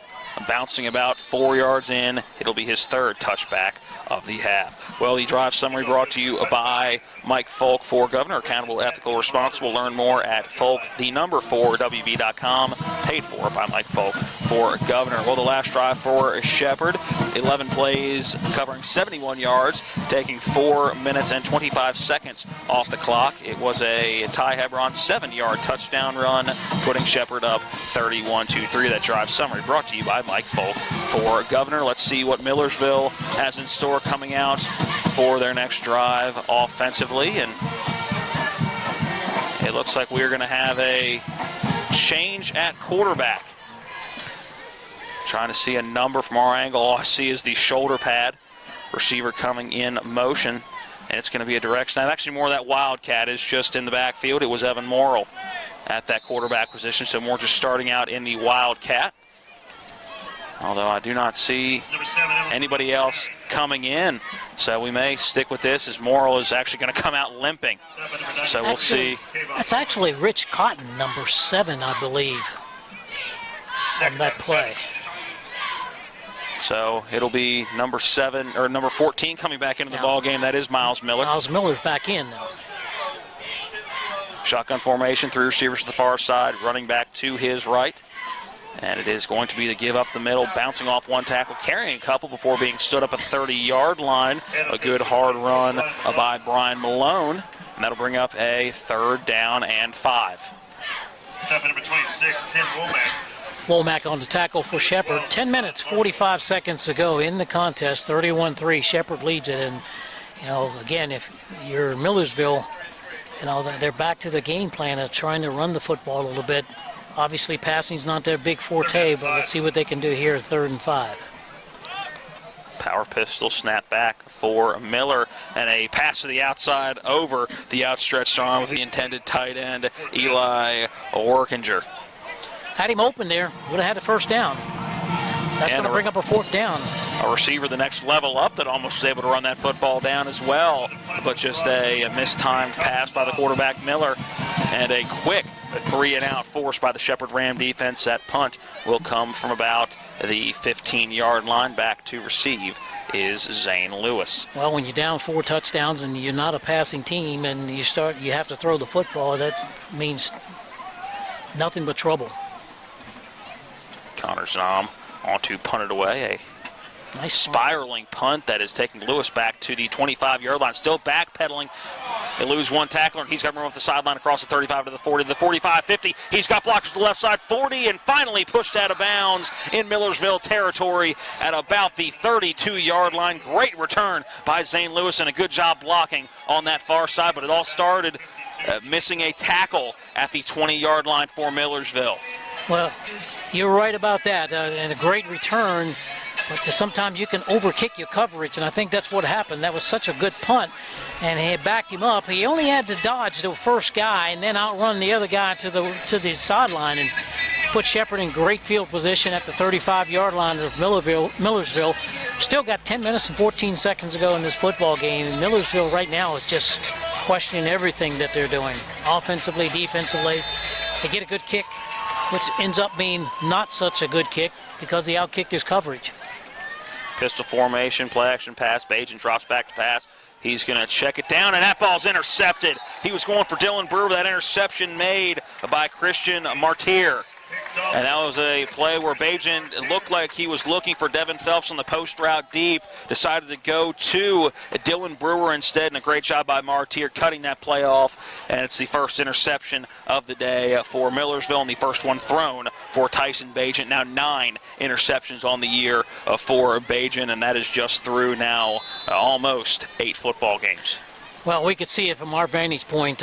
We saw him get on the undercut that time. That ball was perfectly thrown to him, but again, the safety came in, just cut right in front of him. Had he gotten the ball up in the air a little bit, might have been a 6-pointer, but just delivered it a little bit too late. 3 receivers to this near side, shotgun formation for Millersville, and delay of game. And that clock had hit 0. It'll be a delay of game, and back up the Marauders. 5 yards to start this drive, and as a coach, that's got to drive you nuts coming off the sideline, knowing the play you're running, and you can't get it off in time. You've already called the play. The quarterback has the play. You're going out there and go right straight to the line of scrimmage, and you can't get there in time. Looks like it'll be the same formation, probably the same play being run. Quick out pattern, and I don't think the receiver was nearly ready for that one on the out route. Looked like it was intended for Terrell Wilkersham, but he was not ready for that pass to be thrown. No, it looked like it was going to be like a 5-yard pass, and he was ready to throw at 5, and he went about 7 or 8 yards. So he had to kind of double clutch on that one. Again, who we believe is now back in at quarterback is the man who's been running the Wildcat and is a receiver. Only see one number 7 out there, so believe that is Evan Morrill. Again, 2 number 7s on the roster, so can't quite confirm that. But the other one is a defender, and Moore will keep it as he is swallowed up immediately. A flag coming in late, and we'll see what this penalty is. Just a mass that time. Couldn't see anything in there, so we'll wait and see what the official says. Ponce de Leon coming on the secondary rush.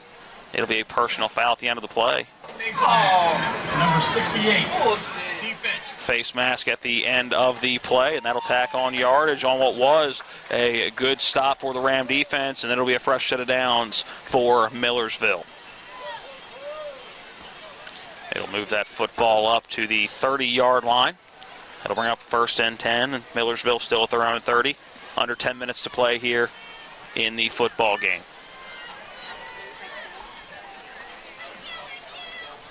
Back out a quarterback is Miles Miller.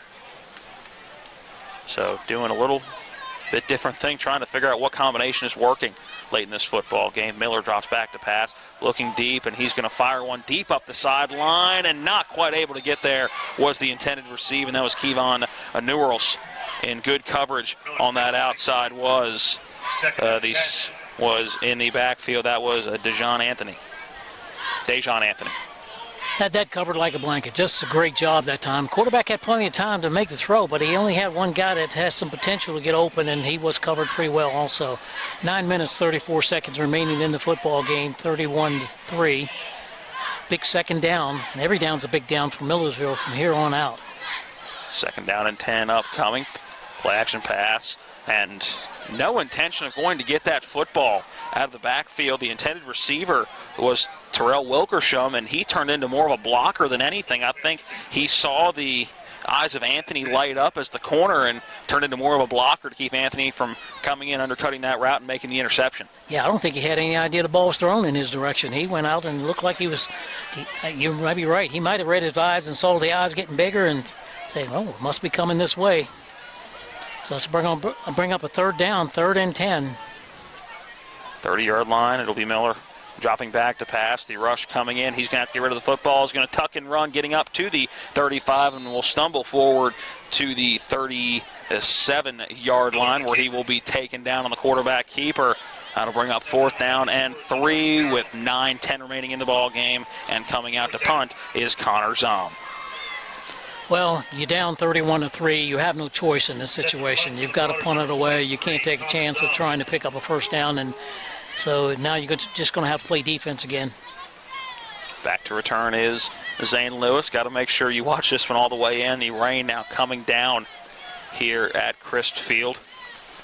Got to watch this one all the way in and try not to let it slide out of the hands. Not even going to be returnable. It bounces at the 35-yard line. It'll take a little bit of a friendly roll out of bounds, and actually they're going to say that one bounce out of bounds first at the 38-yard line. So that's where Shepherd will get the football offensively in their own territory, but still good field position to start this drive for the Ram offense with 8:41 remaining in the ball game. So what are you going to do if you're Shepherd? You're up 31-3, 8 minutes and 41 seconds to go in a football game. You're going to run the football. You're going to throw the football. I think you're just going to continue to run the game plan. And they're going to run the ball probably a little bit more, but they're not going to stop throwing it. And these conditions, again, the rain coming down harder, 31-3 lead. I think you're going to see a lot of work late in this game with Deontay Glover. But the first pass is a read option, and it's a throw to DJ Cornish across midfield. Eludes one tackler and is up to the 30-yard line, inside the 30, finally pushed out at the 17-yard line. A late flag coming in. I don't know what that flag could Yeah, there was a blocker out in front, and that was a number 20, Michael Freeman. He didn't hit him from behind or anything of that nature. Yeah, I'm not sure what this penalty is going to be, as DJ Cornish now sitting at about the 6-yard line. Waiting to see what the penalty is going to be. Injury timeout. Injury timeout. Still didn't see what that flag was thrown for. Still have a referee standing over top where that flag was thrown. I believe now we will get the explanation. Holding. Offense number 81. 10-yard penalty. Result of the play. First down. Yeah, and that is going to be a holding on Dylan Brewer, who I didn't think was even on this side of the field. No. Yeah, I didn't see a hold, and definitely didn't see it on number 81, who wasn't even on that side of the field where the flag was thrown. And being right next to the Shepherd coaching staff that's sitting up in the booth with us, not sure they're a fan of it either. DJ Cornish able to get off the field under his own power to bring up 1st and 10 at the 27-yard line. Shepherd and Millersville territory after a good catch and run by the big tight end DJ Cornish. 8:20 and counting on the clock in the fourth quarter. Tyson Bajan eluding one tackler. He's going to tuck it and run and gets it away just before getting to that line of scrimmage. Was looking on the wheel route to Deontay Glover, but good defense on that far side. The ball falls incomplete. It'll bring up 2nd and 10. Well, had he been across the line of scrimmage when he threw that pass, no one would have known because nobody was there, no official was there to make the call. But he was not. I'm about 3 or 4 yards, 5 yards away from that, but it was just a good job there. Of course, the Millersville coaching staff is screaming and yelling about that. Now they've misset the ball, so now they've set it back. They're a yard. I was getting ready to say they're a yard off. Okay, yeah, they had the marker is at the 37. They put the ball, or at the 27, they put it at the 28. Now that snap will come from the 27-yard line. 2nd down and 10. Bajan in the shotgun formation. 2 receivers to the far side, 1 to the near. Deontay Glover to his left. Play action pass over the middle and off the hands of the tight end, Alex Wetzel. Pass was incomplete. Well, I think one of the things you got to do is Bajan's trying to get the ball to him, and he's trying to get it to him a little bit too fast, so he doesn't get a good throw because he's trying to rush it out of his hands real quick. Take another half second, get a good grip on it, and get it to him. The thing is, the timing is off on that, obviously. So I think the timing has to be made by your tight end. In other words, slow down a half a second, and then come off the line. It'll be 2 receivers in the set to the far side. Wetzel going in motion to the left. He will start in motion. Bajan drops back to pass, finds Glover out of the backfield. He's up to the 25, across the 20-yard line, and barreling forward up to the 17. And depending on the spot, that may be enough for a Shepherd 1st down. Should be. And it is. They are going to move the chains. 7 minutes, 50 seconds remaining in the game. 31-3. Shepherd leads it. Again, and I'm sure Coach McCook is enjoying what he's seeing here. Is his offense still working, still doing the things that they want to do. They're not overdoing it. They're not trying to do anything that they haven't done all day long, just working on that offense. 7:45 on a running fourth quarter clock. Bajan takes that snap. A little bit of a read option. He pulls it going deep and overthrows. The intended receiver is Devin Phelps, and I think that was an intended overthrow as a tight defense being played out of the secondary. That ball will fall incomplete. 2nd down and 10. Clock stopped at 7:37 in the fourth. Might see something here in this situation. We might see a play that we haven't seen much of here. This will be a good down to see something a little bit different. It'll be a pistol formation with Deontay Glover standing about 8 yards in the backfield behind Tyson Bajan. Bajan motions Dylan Brewer, and a flag coming in. It's going to be a 5-yard penalty for illegal procedure. Ball start on the offense. Yeah, they got one of the offensive linemen who was twitching a little bit in his stance. A 5-yard penalty moving the football back to the 22-yard line. Now bring up 2nd down and 15 from the 22. Still have 7:37 to go in the football game. 31-3. Shepherd leads it. They have the ball again on the 2nd down, 15 yards ago on the 22-yard line of Millersville. 3 receivers to that far side. Again, motioning Dylan Brewer in motion here to the near side. Bajan takes that shotgun snap. A little bit of a read option, pulls it again. Looking for Brewer, and a hand around the waist. There should be a flag, and no flag thrown. Wow. Sure did look like there was a hand right around the waist of Dylan Brewer. And plus, he tripped him. It should have been a flag on that play. Gee whiz. Instead, it'll bring up a 3rd and 15, and once again, that clock stopped at 7:32 in the fourth quarter. And Vic, you and I both said we expected to see a little bit of run here, and so far it's been pass, pass, pass on this drive. Kind of shocking, but let's see what the play call is here on a 3rd and long, 3rd and 15.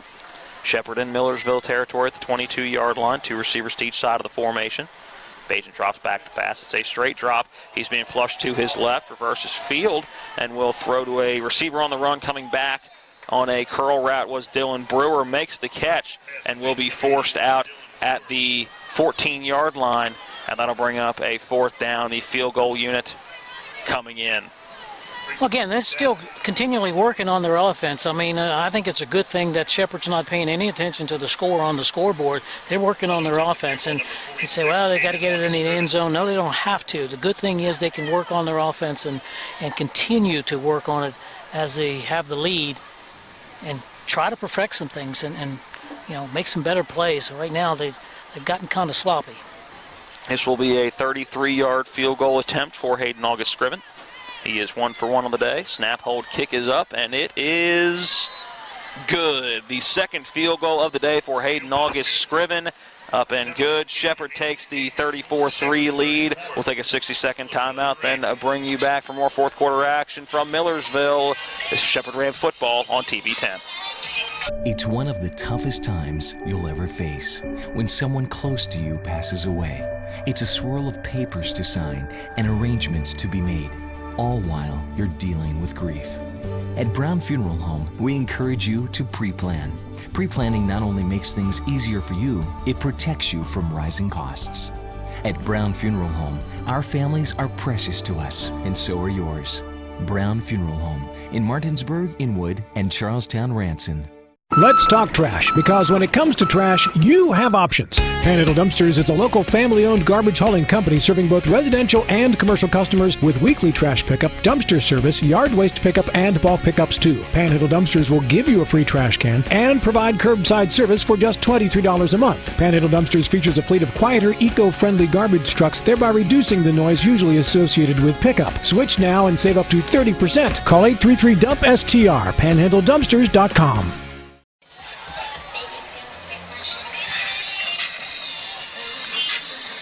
Welcome back into Millersville University. Shepherd a 34-3 lead after a Hayden August Scriven field goal. We'll tell you how that drive went. Following the kick return here, fumbled a little bit, but picked up at the 10-yard line. Now swarm of Rams there, and the return man tackled inside the 10. The return man, number 26, Tyrell Wishersom, and he is stopped inside the 10. A long field now for the Millersville Marauders. And obviously that's one thing that they don't need is a long field, a team that doesn't throw the ball very well. That last scoring drive summary is brought to you by Mike Folk for Governor. Accountable, ethical, responsible. Learn more at folk4wv.com. Paid for by Mike Folk for Governor. We'll give you that drive summary after the first play for Millersville. A snap back, it's the give right up the middle, a good powerful run. Looks like we've got a new running back in there. See who that number is. Looks like a 30, I believe that's Tyler Bishop on the carry. First time we've called his name today. Real quick before we get that next play in, it was a 33-yard field goal by Hayden August Scriven that followed a 8-play, 46-yard drive, taking a minute and 22 off of the clock, 6:48 and counting on a running fourth quarter clock, 2nd down and 7. Again, it is Morrill as the quarterback. He takes it, and he will keep it himself, go right up the hash mark, and gain about 5. It'll bring up a 3rd down and short as he gets up to the 18-yard line. Stop at number 43, Monte Volt. 6:22 now on a running fourth quarter clock, 3rd and 2 from the 17-yard line as they'll bring that ball back a yard. Tried to gain that extra yard, stretching it at the end of the play. Referee saw him, that knee went down. Still a 3rd and short upcoming. Morrill in at quarterback, changing the play before he goes back to the shotgun formation. Similar to Shepherd, Millersville's run every play offensively from that shotgun formation. Morrill taking it, he will bounce it out to the outside, then cut back in, diving at the 20, and that'll be enough to move the chains. It's a 1st down for the Marauders. We're under 6 minutes, 5:50 to go here in the football game, 34-3. And Millersville, again, sticking with their game plan. I mean, they're basically their run team, and we're passing the football is really, really tough for this football team. I mean, I don't think they have I guess they have a favorite receiver, but as far as throwing the football and favorite pass patterns or anything like that, sure didn't show up here today. Morrill with the football. Will roll to the right, see if he passes it. He will, going deep upfield. That ball's caught at the 35-yard line. And advancing to the 37, that pass complete to Chris Nolan on the far side of the field. And once again, that'll move the chains for Millersville. 5:20 and counting on the clock now. And Millersville moving the football a little bit, Vic. Somewhat a pass prevent, more so than anything else, by Shepherd, and it's allowing him to throw that football and throw underneath and not going to let anybody get behind him. I still think you got to play aggressive. You got to come up and make those plays and make some hits up there and make them think about making that catch. Now 5 minutes left in the ball game. Morrill, since his running back in motion, he will keep it himself. Direct run up the middle on the quarterback keeper, and he'll lose 2 on what's going to go down as a sack. A slew of Rams in there. I know there's a 53 at the bottom of that pile, so I think we can give a sack credit to Capone Brown. They had a blitz on that time, and there's just nowhere to run. Second down and 12 at the 35-yard line. Millersville still in their own territory. Shotgun formation. More a little bit of a read option. Immediately tucks it and keeps it, but trying to get back to the line of scrimmage. He will with a good stiff arm, and he'll gain a gain of about 4 on that play up to the 40-yard line. Actually make that 39. They'll say he stepped out before sending that football out to the 40. It'll bring up a 3rd and long, a 3rd and 8 upcoming for Millersville. Well, obviously, we've got to assume Moore was their backup quarterback to number 2 guy, and he's listed as a wide receiver, so they must really struggle as far as getting the recruits in here at quarterback. Morrill drops back to pass. He's going deep up that far, out the near sideline, and overthrows the intended receiver on a good route. Beating the defender was a Kevon Newells, but just couldn't run under that football. Is putting a little too much air underneath it was Evan Morrill. And that'll bring up 4th down and 8. Stop the clock at 4:12, and the punting unit will jog on. Zane Lewis back to return for the Shepherd Rams. So Shepherd should get the ball back with a little over 4 minutes left in the ball game. They threw, I think, all but 1 or 2 plays that last drive. See if that stays the same or if they try to ground and pound and get out of the rainy weather and go home with a victory. That ball bouncing at the 25-yard line, a friendly Millersville roll, and it's still rolling and will be touched down at the 17-yard line. That is where the Shepherd Ram offense will take over on what could be the final drive of the game. Very well could be. 3 minutes and 59 seconds remaining in the contest, and Shepherd, I would assume, will probably come out with a backup quarterback, maybe some backup possible running backs. We'll see. And it'll be the starting quarterback. It'll be Tyson Bajan jogging back out. Certainly is. In the backfield will be Ty Hebron. Some new receivers out there, so you do see some of those second-string guys coming out onto the field for this drive. There's that snap to Bajan to give to Hebron right up the middle. Gets behind those blockers, and he will power forward for a few yards. Looks like a gain of about 3, bringing up a 2nd down and 7. Powers his way to the 20-yard line. Oh, right away it's starting to get a little testy out there between the linemen, offensively and defensively. But this is a situation in which now you just want to run the football, pick up a couple first downs, and just run the clock out and pack up and go home. 3:25 and counting. Bajan taking the play clock down to within 10. Snap at 9 seconds. Again, that give to the tailback. It is once again Ty Hebron, and he is met in the hole immediately. Going to get a yard on that one, but nothing more. Bring up a 3rd down and 6. In on the tackle for Millersville was number 8, Cameron Boykin. First time they've called his name defensively, so guessing he's one of those younger guys getting some good experience late in this game. There's no such thing as bad experience, right, Vic? No, there isn't. Under 3 minutes to play. Bajan in the power pistol. Low snap, but he's able to pick it up to give to Ty Hebron. Lowering that shoulder, doesn't quite get the 25, and that'll bring up a 4th down. They spot the ball at the 25-yard line. Needed the 27. And that'll bring in Noah Pohl to punt it away for the Rams. Back to return for Millersville is Terrell Wilkersham. While this is going on, the clock is still running. We're down to 2 minutes and 10 seconds to go in the football game, and it's exactly what Shepherd wants it to do, just keep that clock running, and not only Shepherd, but Millersville as well. It's time to get off the field. There's not much else to be completed here or accomplished. There's the punt for Pole. A low spiraling kick fielded at the 35-yard line. Good blocks to the outside. Return made up over midfield for stepping out of bounds in Shepherd territory at the 47-yard line. Good return by Terrell Wilkerson.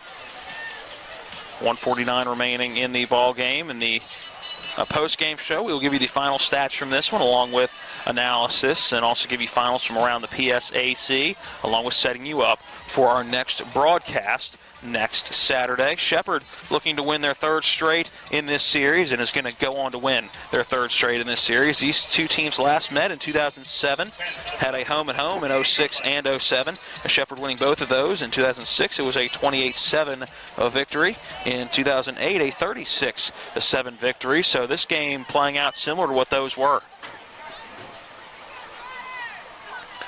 Morrill, that shotgun pass, fires deep downfield, and that ball deflected at the last minute. No flags on the play. Good defense in the Rams secondary. Back there was a number 49, Aaron Billingsley. It's a good job defensively that time without the pass interference. That was kind of close there, but just good defense. 1 minute, 43 seconds, and again, this is a team that's really trying to find if they have a passing game, and if they do, where it is and what type of passing game do they have. Second down and 10 from the 48. Millersville in Shepherd territory. Two receivers to each side. That back moves to the right. Drop back to pass. Pass completed up to the 40 and driven out of bounds.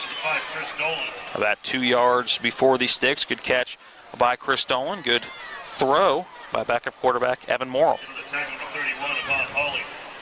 Bring up a third down and short, a third and a long 2. I think this Millersville's team is ready for somebody to emerge as the quarterback on this football team, because you got two totally different, not two totally different offenses, but two offenses that are running in compliance with each other.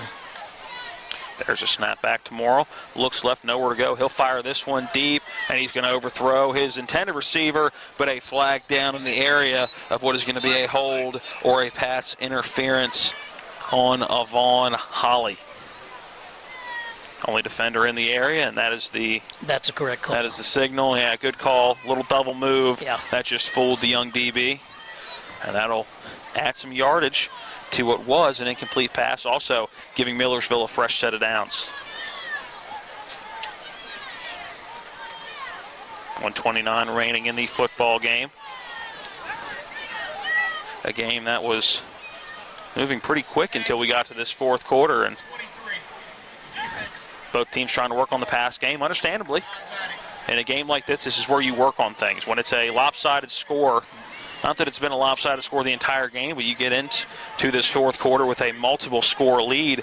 It's where you work on the things that you either didn't get enough time to work on at practice and preparing for the next game, or work on things that you think you've struggled with within this game. Yeah, you just work on your basic offense, and that's what Shepherd did in the late in the third and the fourth quarter. There's a run to the left side. Bottled up inside the 20 at the 17-yard line. Handoff was to the starting tailback, Brian Malone. And we're down to just about a minute left to play in this ball game. Second down and 2 from the 17-yard line. Again, it's Morrill in that shotgun formation. A running back to each side, two receivers to the far side. Now running back out of the backfield in motion. Morrill going to be pushed to his right. Will plant his feet, throw into the end zone, and that ball is caught in the back of the end zone for a Millersville touchdown. Touchdown catch by number 84. That is Drew Schwindenhammer. Glad I got that name right. That thing's about 20 characters long, but Drew Schwindenhammer getting behind the secondary of Shepherd. I think that ball was tipped at least twice before it got back to that back the back line of the end zone, and just able to keep a foot in was Schwindenhammer, and that's the touchdown. Millersville, their first of this ball game. 34-9 your score. I don't know how that ball got through there. He needs to go play the lottery. I tell you, that was about as lucky as you're going to get. Morrow was rolling to his right, then stopped in the middle of the field. I don't want to say threw up a prayer, but saw something in the back of the end zone he liked. Extra point is up, and it is good. 43 seconds left here in the ball game. 34-10. Shepherd still out in front by 24. Let's take a 60-second break. When we come back, the remainder of this one as the cannon goes off for the first time after a touchdown here at Christ Field. Back in 60 seconds. This is Shepherd Ram football on TV 10. Hi, this is Eric from Hagerstown Ford. I keep telling you that Hagerstown Ford has completely changed the car buying experience forever. And with a return policy easier than Walmart, Hagerstown Ford has a goal to deliver 350 cars and trucks per month. And when I say deliver, I mean deliver to you, where you are, just like Amazon does. And if you don't want it, return it. No questions asked. The only way Hagerstown Ford can accomplish this extremely aggressive goal is to make the car buying process fast and easy. We simply refuse to play the dumb back and forth games that most dealerships want to play. There's absolutely no reason for you to waste your precious time at a car dealership. I assure you, there is no dealership from Winchester, Virginia to Washington, D.C. that can beat our price. There's no dealership that will allow you to return your new car if you don't want it. Hagerstown Ford absolutely has the best price, and we'll bring the car to you. And if you don't want it, return it, period. No questions asked. There's no reason to buy anywhere else. Visit HagerstownFord.com to schedule your VIP experience and get your new ride delivered to you. Contact dealer for details. Welcome back into Christ Field at Bymansdorfer Stadium. Millersville University, 43 seconds left in this ball game. A touchdown for Millersville. We'll give you that drive summary after the ensuing kickoff. Kick deep, one return man back, and Zane Lewis isn't in the end zone, and he can't take a knee now. He's got to return it. He was at the 1 yard line, nobody there, and he'll take a knee at the 6. The new rule in college is if you wave for a fair catch, it is the equivalent of a touchback. I'm not sure whether Lewis thought he was in the end zone already or not, but at the 1 yard line just kind of stood there. And Shepherd going to be able to most likely just run one play, whether it's taking a knee or whether it is actually dropping two or handing the football off. But either way, that is a dangerous play by Zane Lewis and a good way to get lit up at the 1 yard line. Yeah, and good thing it's a 34-10 football game. And they are going to say a touchback on that play. I may have missed on the kickoff him actually throw up the hand for a fair catch, but definitely didn't go into the end zone. No, I'm just thinking maybe his foot was on the line there at the end zone. The only thing I know, because he was outside of the end zone when he took off. That last drive summary real quick for Millersville as Bajent's going to get into the victory formation. A 4-play, 48-yard drive topped off a Drew Schwindenhammer 17-yard touchdown pass from Evan Morrow. Again, a scoring drive brought to you by Mike Folk for Governor, accountable, ethical, responsible. Learn more at folk4wv.com. Tyson Bajent in the victory formation, and Shepherd needs a timeout.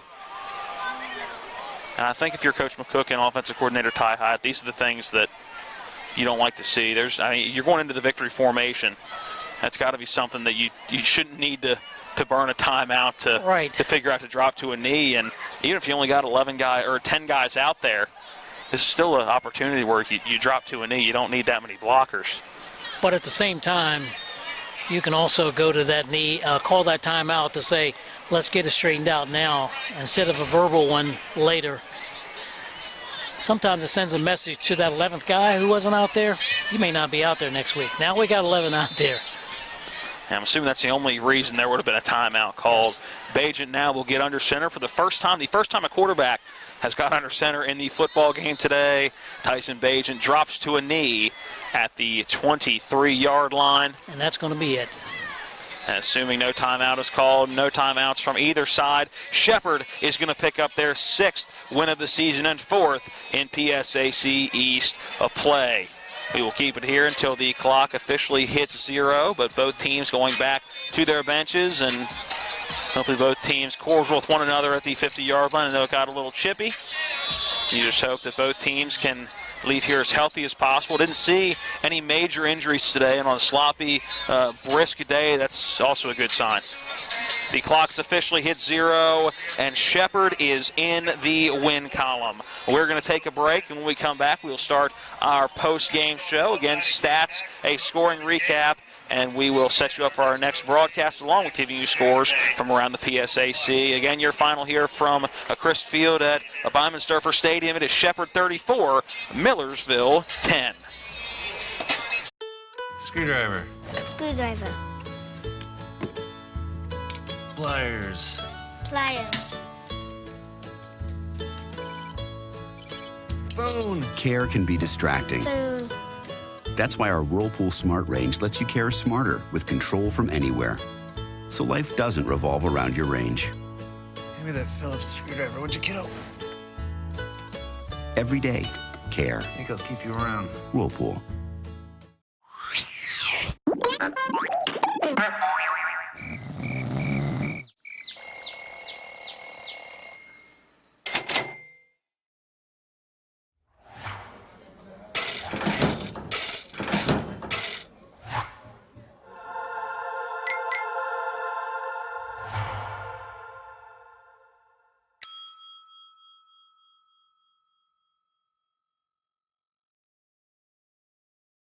When will I be able to retire? How do I make the most of the money I have? How do I leave a lasting legacy to my loved ones? I'm Philip McCoy, financial advisor with the Mirius Group, a private wealth advisory practice of Ameriprise Financial Services Incorporated. Call us today at 304-263-4343 to help you make the most of your financial future. Our office is located at 1270 Winchester Avenue, Martinsburg, West Virginia. Ameriprise Financial Services Incorporated, member FINRA and SIPC. It's the post-game show as we recap the scoring, bring you stats and analysis, scores from around the PSAC and Super Region 1, the Division 1 Top 25, and the latest on the West Virginia University Mountaineers and Marshall University Thundering Herd. Let's get it started as we go back to the field and rejoin our TV 10 broadcast team.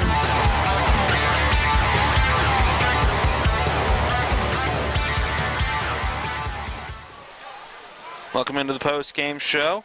Campus of Millersville University. Shepherd getting the win over the Marauders, ruining homecoming here at Millersville. Final score in this one, 34-10. The Rams going back into the locker room, along with Ernie McCook, leading the, bringing up the rear of the pack. Also saw a former head coach Monty Cater now walking at about the 45-yard line as the cannon goes off here at the end of the alma mater before Millersville goes back into the locker room. That sound got me all 3 times it's gone off. I'm not even going to try to pretend like it didn't. Welcome back into the post-game show, brought to you by Smallwood & Small Insurance in Martinsburg. Auto, home, life, business, disability, and retirement. Smallwood & Small is your total insurance solution. Phone them at 304-263-3361. Well, Vic, it wasn't the cleanest played game in that second half, and you look at the score, and 34-10 doesn't scream a dominant performance, but Shepherd really dominated the tempo of this game and dominated the flow of this game from start to finish. Yeah, they did. I'll tell you what, probably the best shot that Millersville had in that ball game was in the first quarter, their first series, where they overthrew on the flea flicker pass that the receiver was wide open. Had he caught that football, that would have tied it up 7-7. And then from that point on, you don't know what possibly could have happened. Could have got that team inspired, and things may have been different. But when he missed that one, and then they came back and had to punt it away, it seemed like Shepherd just steadily and methodically just took over the football game on both sides of the line of scrimmage. Let's take a look at some of the stats in this one. And the 34-10 win for Shepherd. First downs, 26-15. Shepherd getting the check in that category. Shepherd rushed for 131 yards on 32 carries, just 80 rushing yards on 33 carries for Millersville. It was a 34-42 aerial attack for Tyson Bajan and a combined 17-for-39 effort for Millersville. 3 interceptions for the Marauders. Marauders, just 1 for the Shepherd Rams. When you look at third down conversions, obviously both teams going to want to work on it a little bit. 5 for 12, not bad for Shepherd, but 4 of 16, not good for Millersville. Red zone efficiency, 5 for 6 for Shepherd. The only blunder was that fumble by Deontay Glover. 2 for 3 in the red zone for Millersville. Fourth down conversions, 0 for 2 for both. Time of possession, relatively even, 31-23 for Shepherd and 28-37 for Millersville. So Shepherd getting that check mark in every category pretty much today. Yeah, they did, and they dominated the score on the scoreboard, and they also I think they dominated more actually on the field than they did on the scoreboard. It very well could have been a lot worse than that. I thought Shepherd probably had potential there of a couple more touchdowns and instead of field goals, and they did a lot of good things here today, and they saw an offense that was a little bit different. You got a running quarterback, you got a throwing quarterback, then you have also a running and throwing quarterback. So you had to be able to adjust to all the different things that you were going to see here today, and I thought they did a good job with that. Before we give you the individual numbers, let's quickly recap the scoring. In the first quarter, Shepherd took a 14-0 lead first. It was a 20-yard pass from Tyson Bajan to Devin Phelps, capping an 8-play, 62-yard drive, taking 3 minutes and 43 seconds. And Deontay Glover caught a pass out of the backfield from Bajan, capping off a 6-play, 55-yard drive, taking 2 minutes and 21 seconds as well. It was a field goal following a muff punt by Zane Lewis. Chris Persico, a 23-yard field goal, capping off a 5-play, 14-yard, minute and 51 second drive. It was 14-3 at that point in the second quarter. Then Deontay Glover, a 14-yard touchdown run, capping off a 2-play, 18-yard drive within just under 15 seconds. At 13 seconds, it was 21-3 at that point in the game. That was our halftime score. In the third quarter, Hayden August Scriven, the only score to talk about, a 43-yard kick. That was after the end of a 5-play, 10-yard drive, taking a minute and 51 off the clock, 24-3 after 3 quarters of play. And in the fourth quarter, a couple of scores for Shepherd, 1 for Millersville. Ty Hebron, a 7-yard touchdown run after an 11-play, 71-yard drive, taking 4 minutes and 25 seconds off the clock. And then Hayden August Scriven would add a 33-yard field goal after an 8-play, 46-yard drive, taking a minute and 22 off of the clock. 34-3 until late in the game when Millersville would get their only touchdown, firing the cannon off for the, I guess you can call it the third time or the second time at that point in the ball game. Drew Schwiddenhammer catching a 17-yard pass from Evan Morrill. That capped off a 1 minute 6 second 4-play 48-yard drive. 34-10 our final in this one. Let's take a look at some of the individual numbers, starting with the Shepherd University Rams. Tyson Bajent, 30 for 42, 1 interception, 326 yards, 2 touchdowns, 1 sack, along with 1 interception. His favorite targets on the outside, Roddy Dorsey, 7 receptions, 48 yards. Dylan Brewer, 6 catches, 61 yards. Deontay Glover out of the backfield, 5 receptions for 71 yards. And Devin Phelps, 3 catches, 32 yards. Glover and Phelps each had a touchdown. Running the football, Deontay Glover, 94 yards on the day on 15 carries. Ty Hebron, 51 yards. That on 12 carries. For Millersville, passing, it was a dual effort of Miles Miller and Evan Morrill. For Miller, it was a 14 for 31 day, 3 interceptions, 120 yards, no touchdowns, sacked 5 times. For Evan Morrill, 3 for 8, 41 yards, 1 touchdown. He was not sacked. His long throw on the day was 17 yards. Receiving on the outside, Chris Dolan, 5 catches, 36 yards. Evan Morrill as a receiver, not a quarterback, 3 catches for 45 yards. Terrell Wilkerson, 2 catches for 17 yards. Rushing the football, Christian Smith, 3 carries for 38 yards. Brian Malone, 8 carries for 25 yards. Evan Morrill, 7 carries for 22 yards, and Tyler Bishop, 1 carry for 2 yards. So you look at the day for Millersville, and it was really the Evan Morrill show. Yeah, it was, and I think this team probably is going to have to make a decision here on what they're going to do quarterback-wise. I think you may see that shoe switch the other foot next week, very possibly. I think they were a little bit more productive with him at quarterback, and and you stop and think about it. When you had Morrill there, I thought the offense moved a little bit better. They moved a little bit quicker, seemed a little bit swifter out there.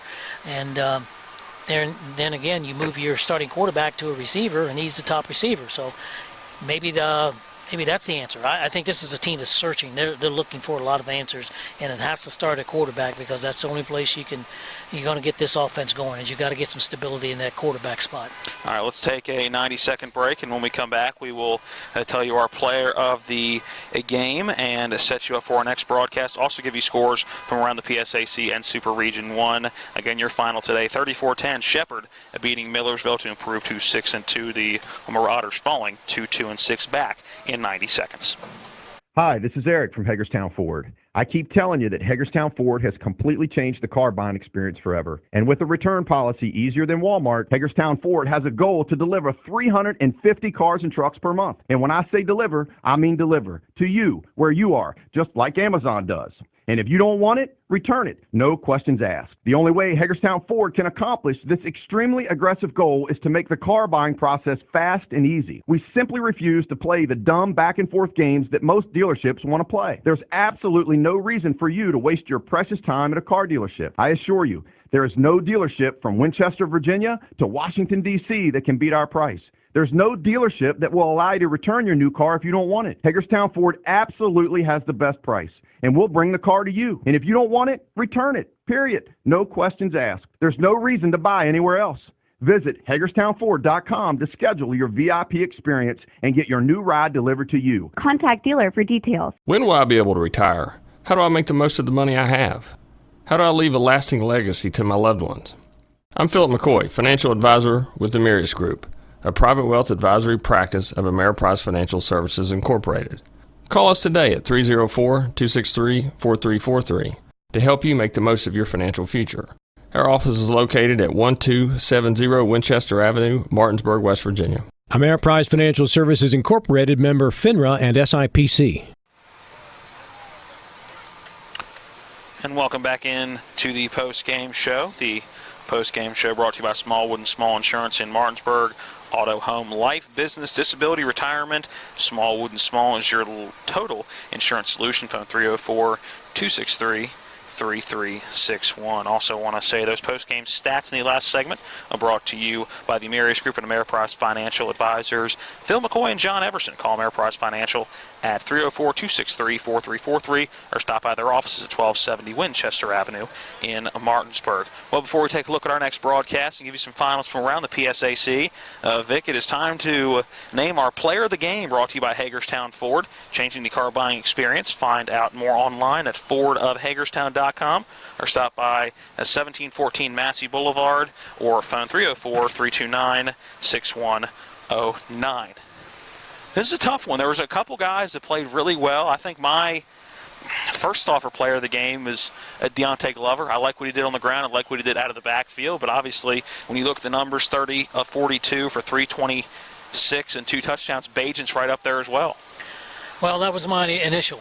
I thought Glover played exceptionally well. I thought he caught the football well. He ran it well from the line of scrimmage. He ran it well after he caught passes as well. I thought he had a great football game, and without him today, I think the team may struggle a little bit. It'd be a lot closer ball game. I thought he played really, really well. Well, that makes it easy. Congratulations to Deontay Glover. He is our player of the game, brought to you by Hagerstown Ford. Well, before we set you up for our next broadcast, let's quickly take a look at some scores from around the PSAC. Hopefully some of these have gone final like ours has.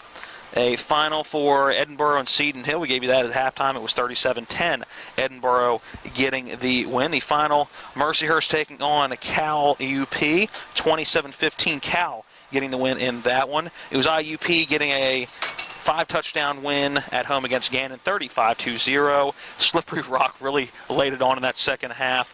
Vic, 41-6 was the final in that one after it was 17-6 at the half. Slippery Rock beating Clarion.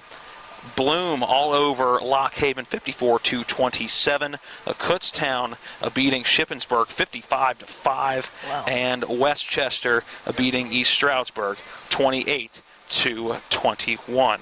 All right, that's going to set up our next broadcast, which will come next Saturday. It will be November the 2nd. It'll be a home game, a 12 noon kick, as Bloomsburg comes to Ram Stadium. Looking forward to that one. Again, Bloom will be coming off of a 54-27 win against Lock Haven, so the two teams are going to know each other. I mean, there's enough film out at this point, at this part of the year. It'll be the first meeting, I believe, between these two schools in each of their programs' history, so it should be a fun day out in Shepherdstown. Our pregame will go on the air at 11:30. Matt will be back, so it'll be me and him, along with John Alderton and the rest of our TV 10 crew. Well, Vic, hope you enjoyed yourself today, getting back in the swing of things for Shepherd football.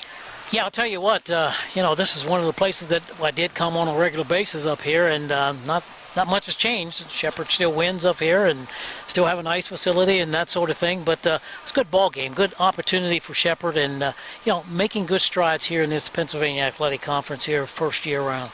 I want to thank all the folks at Christ Field at Bymansdorfer Stadium here at Millersville University for their help and hospitality and stats along the way. A big help for us and for Caleb Flair back in the studio, John Alderton, our TV10 cameraman, Eric Sterick, our on-site producer. For Vic Holmes, I am Matt Crawford, reminding you the final of our game today was Shepherd 34, Millersville 10. We will see you next Saturday at 11:30. It'll be Shepherd hosting Bloomsburg. This has been Shepherd Ram Football on TV 10.